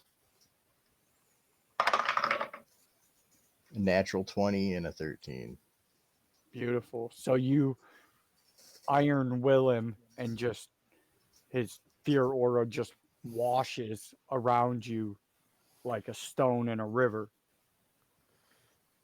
I have the power of Steve to protect me. I'm not afraid. And that's You have his the power of my turn. bags to protect you. The gnome that's been firing his short bow at this guy sees the incoming horde of zombies closing the distance on you guys, and he screams out in common, "Knee breakers, honor your oath, honor the fallen dead." And he smashes his bow on the stone floor, and a bright flash of silver energy ripples out from the point where his bow impacted the floor and crawls across the floor in this huge spider web of energy just arcing out from him. So people that are within range of him are going to be all of you, the halflings, the Death Knight, and the first probably 10 or 15 of these zombies that are closing the distance. So all of you are going to regain 1d8 hit points, and you're going to feel positively charged with divine energy. It's a bit foreign feeling to you, Curzon, as it doesn't feel exactly the same as the power of Steve. But you can tell that it's somehow divine in nature, and you don't know exactly who the blessing is coming from, but you recognize it as a divine blessing. The Death Knight, who needs to make a save with advantage. All right, so that's 2 3s. So that's 4 3s rolled in the last 5 minutes. So he finally fails a save. It's about time. So he's going to take 9 radiant damage. He's going to be stuck. And you see him rigid up a little bit as this silver energy crawls up his armored legs and crackles all around him.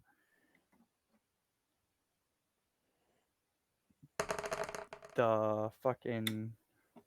Oh, all these halflings get advantage from your bagpipes, right? Anybody within 30 feet. Oh, nice. They needed that too. So they finally break their fear aura as well.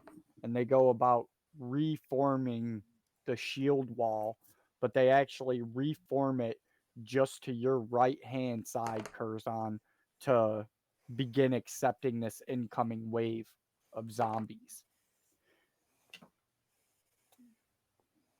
That was the zombies' turn, their turn, his turn. The skull releases another pulse of green energy that washes over the battlefield, and this cloud begins to rise up again out of the stone. And I need everybody to make a Constitution saving throw. You're what, resistant to poison or immune to poison? Resistant. So you'll get to take that into account as well. Phil, you were out of range of it, so you don't need to worry about it. Okay. Okay. That's So that's if I one I have fail, I have proficiency at. so I have advantage on the saving throw, but if I fail, You is get it to half resist. damage on a fail or? No, so you get advantage on the saving throw due to his bagpipe playing. I Not- get advantage on not the for saving poison. throw since it's against his poison anyway. So due to your dwarven resistance, you get advantage on the saving throw. And I'm resistant to poison, Right. which So if means you that fail I take half damage. that save, you don't gain the benefit of being resistant to it. Right. I rolled a 14. All right. What's the DC? DC is 19. Don't forget you have that Bardic Inspiration die still too. Yep, that's a D10. Yep. I got a 2. Inspiration. Or, I'm sorry, I got a 3.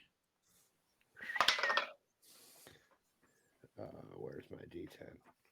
Didn't help. Using that bardic inspiration because I got a 16. Do I 30 roll 20 with the bardic inspiration. What was that, Curzon? Do I roll with advantage on inspiration reroll? On an inspiration reroll, do you Yeah. roll advantage? Why would you roll advantage on an inspiration reroll? Did you have advantage on the original roll? Yeah. Okay, then you would 'Cause it's a reroll. saving throw, right? What's giving you advantage on saving throws? Didn't his Mine's just for charm and fear. Oh, never Yeah. mind then. So if you're I if failed. you're cool. inspiring, you just get to re-roll that Okay. roll. But if Gotcha. you have advantage for knowledge, if you have advantage on a roll and you're using inspiration to re-roll it, you re-roll it under the same parameter. Okay. So if you had advantage, you'd re-roll it with advantage. If you were rolling at disadvantage, you'd re-roll it at disadvantage. Okay. I still failed. So Now I have a question. Even though I passed that, had I failed that with my resistance to poison, would I still only take half damage? yes, Okay. because if you would have succeeded at it, you would have taken no damage from it. Mm-hmm. That's 24 points of poison damage, and 3 out of the 7 remaining halflings drop.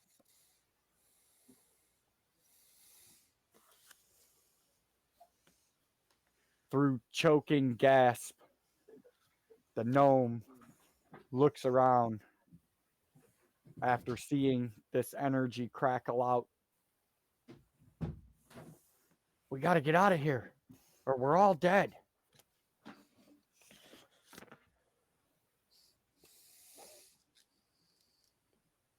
and he starts making his way up towards the cavern wall, away from these zombies and the Death Knight. And that brings us to the top of the initiative order with Sylvan. I can make my wisdom save now, right? Yes.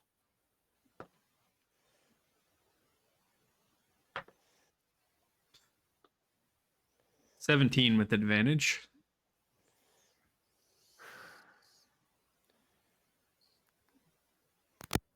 Wait, So did close. you ever use that? Did you ever use that flash of genius? I didn't think you used it on me yet.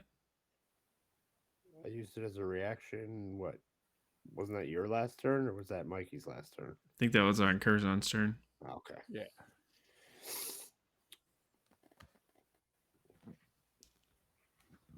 So you still find him frightening. However, my Raven finally rolls a, let me see, a 24 to hit. That hits. All right, let's see what kind of damn. Oh, wait. That might not be true. Because I need to make a con save first. And it's going to be an 11, DC 11, because it's half damage. Okay, that's an 18. So we're good. Okay. Let's see. It's 2d6. Ooh. It's going to be 6, 9, 11 piercing damage and 5 force damage. 16 damage total. Is this... So Go ahead. this raven, it's a fae that's wearing the guise and shape of an obscenely large raven. The beak on this thing is the length of a short sword. It has this metallic sheen to it that every now and then takes on a red tint when it's phasing from one location to another. And you've been watching through combat this thing struggle to land its most basic attacks on this thing. And just through the limited interactions you've had with it, you can start to kind of feel an impression of emotion from this thing just by seeing its features and seeing how it reacts to the environment. And you can feel the boiling hatred that's rolling off of this raven as it spreads its wings wide, closes them, and lunges in with a beak attack. You see the ripple of red start at the beak where it hits right into the gorget on the left side of this knight's armor, and you see the red ripple all the way down the raven out to its tail feathers and then all the way back up through its body and into its beak, and a black spray of blood explodes from the right side of the gorget, spraying chainmail links and boiled leather and dead flesh out over the ground as this knight begins to totter and fall.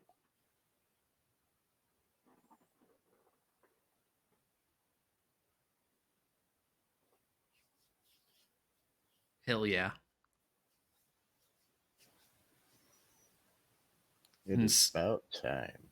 Sylvan, as this as this happens, Sylvan finishes up his song on the bagpipes, and he pulls the mouthpiece out of his mouth, and you notice like a string of blood still stuck to it, and he kind of coughs up some blood onto his hand from all this poison damage that he's taken, wipes it on his cloak, and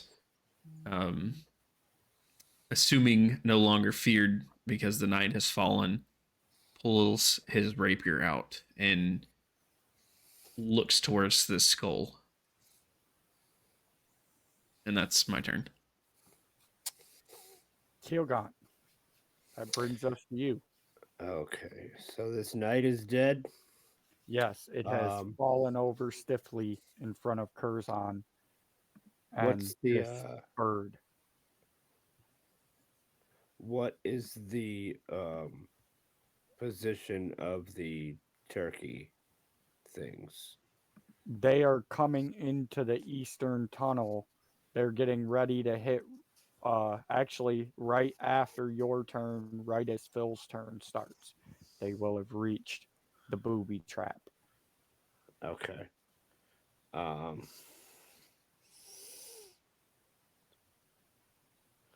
and the zombies are still pouring through the center, or did they die with the Death Knight? Nope, they're still pouring through up. Now there's out of the 7 halflings that were forming the shield wall next to Curzon, there's only 4 remaining. 3 of them have dropped dead due to poison. Okay, that's what I wanted to confirm, that they were dead and not just injured. And the zombies are probably maybe 15 feet, 20 feet out from that shield wall as they're shambling up the grounds towards you guys. Okay. The skull is probably, well, you're 30 feet up the cavern wall, so it's probably only like 100 feet above you, but like 25 feet out into the middle of the cavern space. It's just floating there Yeah, it's been getting pop shotted by Phil. for sure. Is he doing radiant damage or? He's doing radiant and piercing damage to it. Okay, I wasn't sure if it was immune to like regular damage.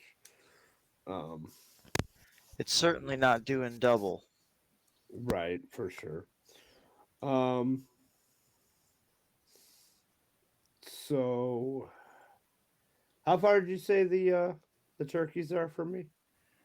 They are probably somewhere around 150 to 200 feet, but they're around a blind corner from you. They haven't come Okay, out of and they're the about to east turn tunnel into yet. booby traps or whatever, right? Yeah, they're about to hit the mouth of that eastern edge of the gorge where the halflings set up all those booby traps.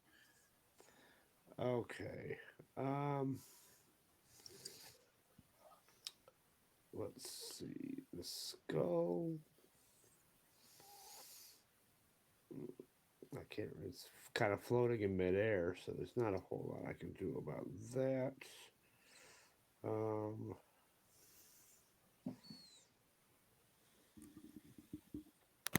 Let's see here. Can't you That's turn not it gonna into like a affect fire anything. elemental and start launching fireballs? Well, I mean, I could turn it into a fire animal and then just start running through people. Um. You take your ass inside that castle. Turn into a fire elemental and go inside and just try to burn the place down. Yep. Fuck this place. Come on, Poogie, let's burn this motherfucker down. Right? Yeah. Fuck it. You want to fuck I with mean, me, I Nick? could at least, You can't have no nice shit now. at the very least, I could turn into a fire elemental and just run through these zombies. True. And yeah, I'm gonna do that to slow the zombies' approach. Whatever you Okay. do, don't turn into a fire elemental and go after the turkeys. Phil will yell at you because you didn't cook them right. Well, right. I'm not going after the turkeys unless necessary because they're about to hit a bunch of booby traps. So I'll let you guys focus on the skull, and I'm just gonna run back and forth through these zombies. Ah! So Ah! I raise the moonsicle up Ah! in the sky and just burst into flames. Oh my Turn into a fire elemental. Why are you running? um, Go ahead and And- award yourself an inspiration point for that shit. That'll come in handy, Nate. and I'm just gonna What's your speed as a fire elemental? 50 feet. So you could run out into the middle of the pack and just everybody burn. Yeah, pretty much. Uh, You don't need to roll to hit these Right. things. They have such It a low says- AC. Well, they have it says 22 that hit anytime points. it says anytime a creature says you can squeeze through a space as narrow as an inch without squeezing. A creature that touches the elemental or hits it with a melee attack while within 5 feet of it takes 1d10 fire damage. I can enter a hostile creature space and stop there. And the first time I enter a creature space, it takes 1d10 fire damage and catches fire. Until someone takes an action to douse the fire, the creature takes 1d10 fire damage at the start of each of its turns. So you could just walk through touching them. Yeah, that's and basically what catching it them is. I on make, fire. I make 2 touch attacks per turn. You get a So you fire. just- You get a fire. You get a fire. Pretty Yeah, much. you're the Oprah Winfrey of fire. Yeah. I'm a fireball. So do I need? I don't need to roll to attack. No, these things have an 8 armor class. Okay. So, but they have 22 hit points. So, Well, just walking through them, it'll do 1d10 fire damage. right. But doing the 2 touch So attacks. you'll just knock them out right off the bat, and then everybody's going to start catching fire, which will then cause them to take another D10 on their next turn. Right. So you 'Cause can if literally I'm just doing these touch attacks, it's 2d6 plus 3 fire damage. right. So you can just boom blast. Here goes a couple of them with each touch attack, and then the rest of them are catching fire as they're getting close to you. Yeah. But the So I'm sheer just- volume of numbers, you can easily, with your 2 touch attacks, you could probably wipe out 6 of them completely on each turn, and then catch a few more on fire. Okay. All right. That is That was you. So it goes to Phil. But at this point, Phil, you're the closest one to the eastern tunnel, and you're the one that's been keeping your periphery, open to these turkeys. And you see the front ranks of them hit the point where this rope is pitted into the ground. And almost with an uncanny sense of timing, this rope snaps taut, pulled up into the wall, and you see this net of rope be pulled up straight across the 30-foot gap, and you can see all these shining caltrops woven and embedded into it. And you know that across the bottom of that 30 feet are probably 12 or maybe 15 pittons that anchor the bottom of it into the ground. And the first group runs into this thing and gets pushed in by the remaining pack's press as it comes in. And you can see these first couple of creatures are being shredded by these caltrops that are embedded in this rope. And at that moment, the first python gives way from the bottom.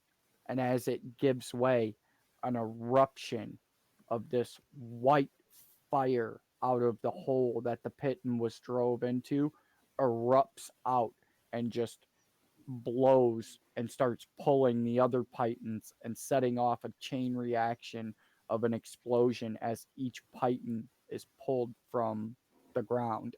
And I need you to make a dexterity saving throw with advantage. Can I cast Flash of Genius on reaction? What's the range on that? Oh no, I can't. It's only a 30-foot range Yeah, he's outside your range. for sure. 26. And you see the first initial spark at the ground when the python comes out, and just instinctually you're like, oh shit, and you throw yourself to the side into an over forward roll, rolling across your shoulders and coming back to a knee as you see these explosions go off.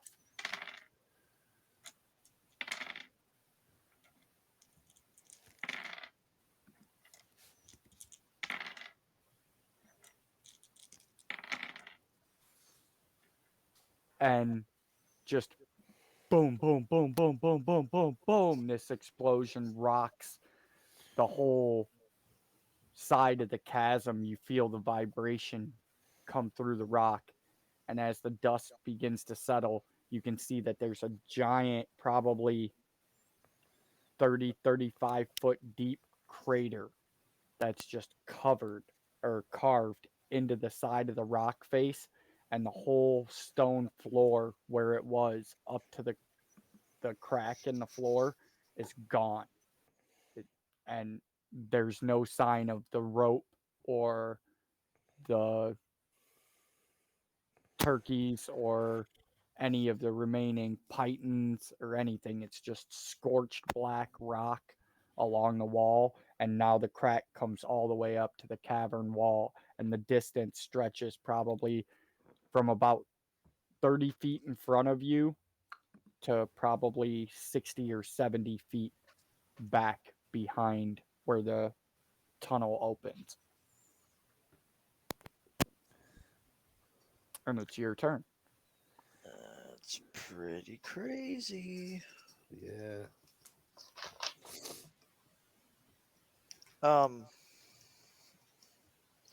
So I'm going to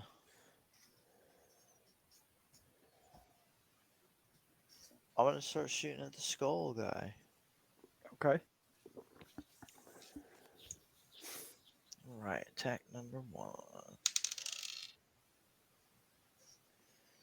It's for with a 24. That hits.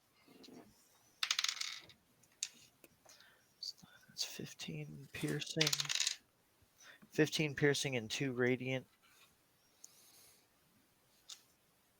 Second attack. Try sharpshooter feat there.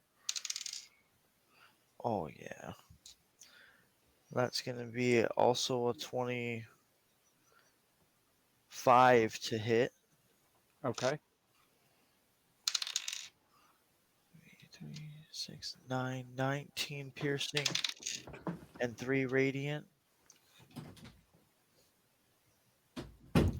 I'm gonna try for another sharpshooter attack this time too. Why not? Use a little superiority. Perfect.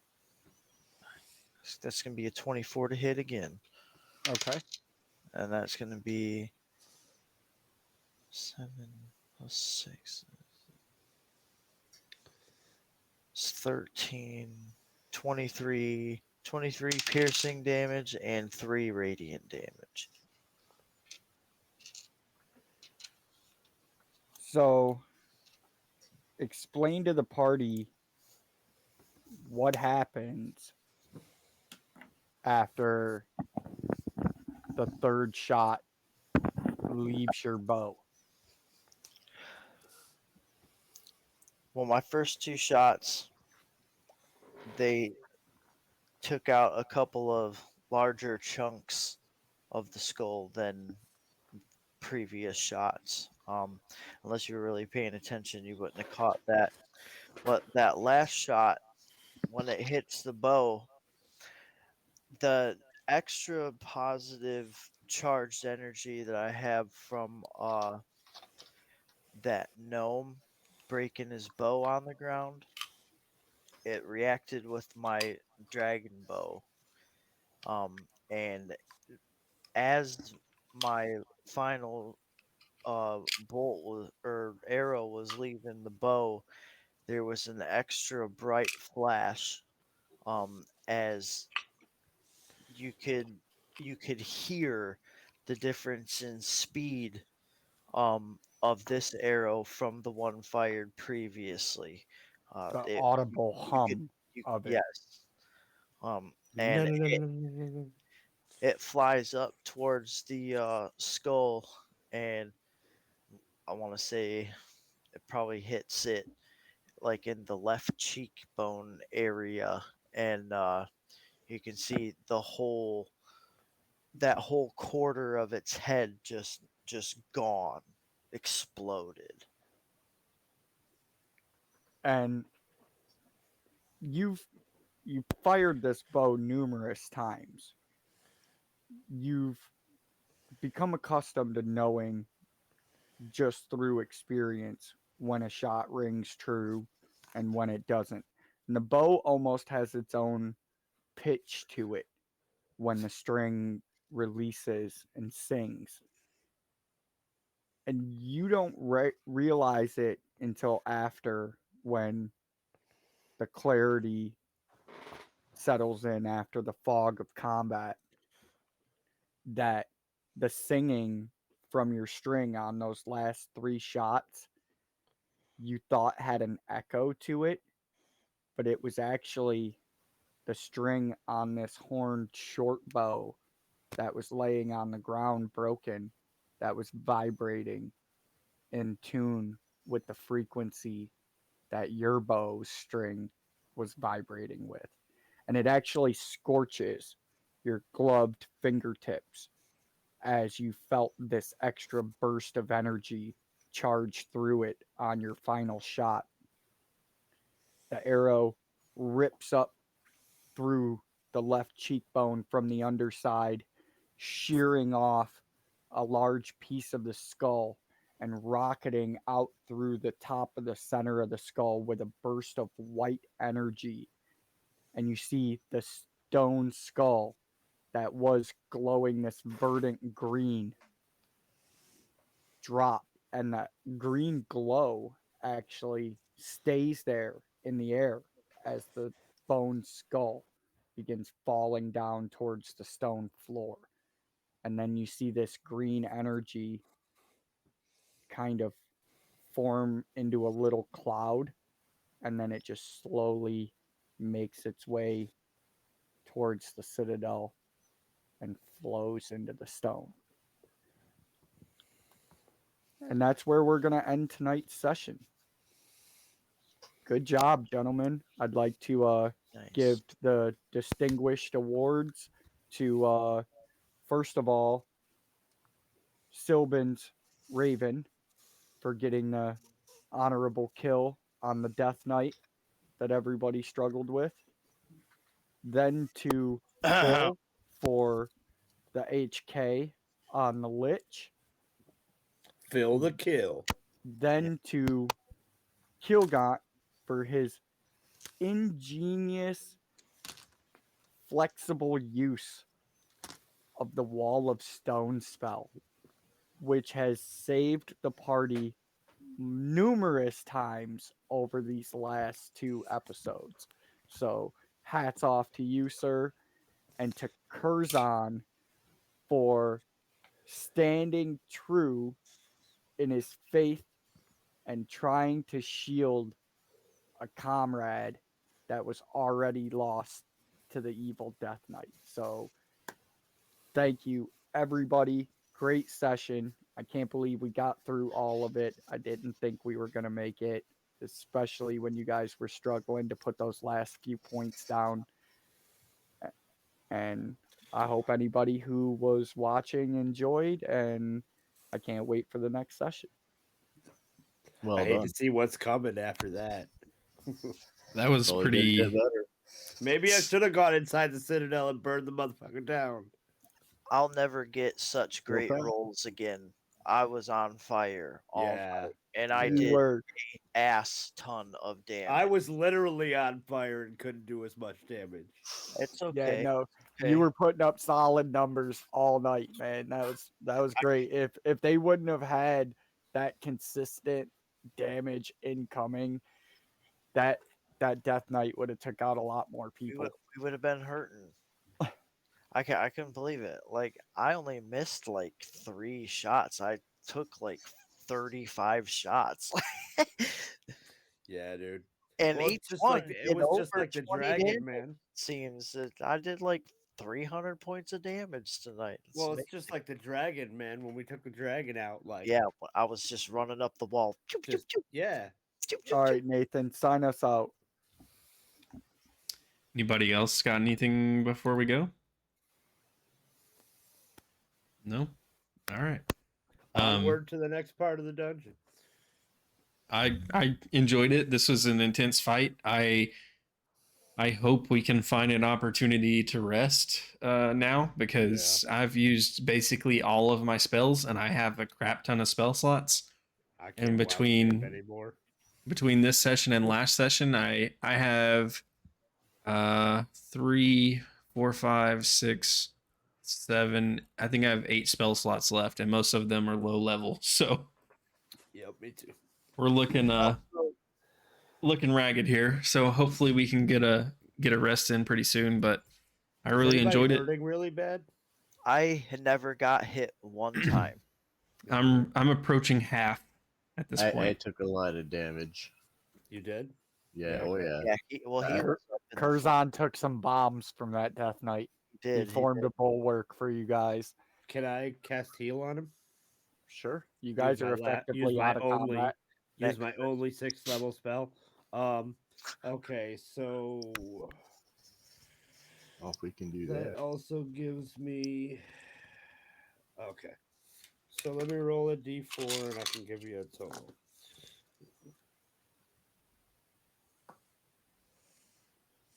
You heal 74 HP. All right. That's a good heal spell. And that puts me back up. Plus some. The only reason I took the heal spell was to watch over the cleric. He was like, holy shit, man, the cleric got hit. Yeah. Hell yeah. Gotta protect our healer this time. I got a bunch of healing potions still. Oh, so do I. I've got a stack of healing potions, but if I could just cast the spell and give him 74 health, I will. I hear you. Yeah, I got nothing that can do that. Apparently, I can take 74 health in one round of action. Yeah, you can. Devin the Destroyer. Dude. All right. All right. Sign us out. Posted Steve's link to his YouTube channel in the chat. That's where the other VODs are, and that's where this one will be eventually. Once I get it sent over and our whole 24-hour restriction passes, this VOD will be up there. So if you didn't catch the whole thing and you'd like to, you can go back and watch it there. You can also catch the other 4 episodes of this season and the 5 or 6 episodes of last season where we all died. 9. So surprisingly, we made it to 9 9. episodes? All right. Wow. I didn't think we made it that far.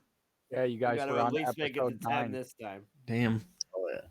Well, we're halfway there, and it only took us an entire session to defeat one boss, so we'll get there. Hey, there was more than one boss here. It was like fighting the Sinister Six. We had like 4 different fronts we had to fight on. I had like 2 There's more a tricks up my lot sleeve. of minions, maybe did 2 well. boss. But Yeah, I mean, they were both pretty high CR. I'd say at least a boss and a mini boss. yeah, the zombies and the turkeys were definitely minions, though. Oh yeah, that was just fodder. If we hadn't had that wall spell and a couple of the other ideas, we probably would have been in a lot of trouble with those, though.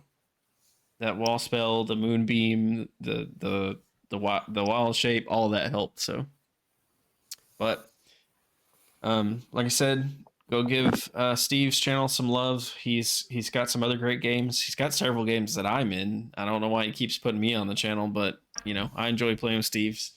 Glory be to Steve. Steve is a great DM, and you can trust him as a DM. You can't really trust his games that much because there's always something hiding behind what's going on. That's all I'll say. But I had a lot of fun, guys. I was waiting for the skull to attach itself to something and turn into a giant beast, and I'm saving all that for the Drow game. Hopefully, we'll start exactly here next session because I have something that I want to do at the beginning of next session if we start here. So We will. that'll be fun. But unless you guys got something else, I think that's it for me. I gotta get to bed. I gotta get up and work in the morning. Me too. All right. If you're in the chat, if you want to hang out for a couple minutes after I throw the end screen up, I think Jarl of Goats is on playing Ghostbusters, and we're gonna do a raid over there. You'll get extra channel points if you participate in the raid, and Miserable Mondays are back, so you'll need those for Monday's chat versus streamer stream. We'll see you in another dimension.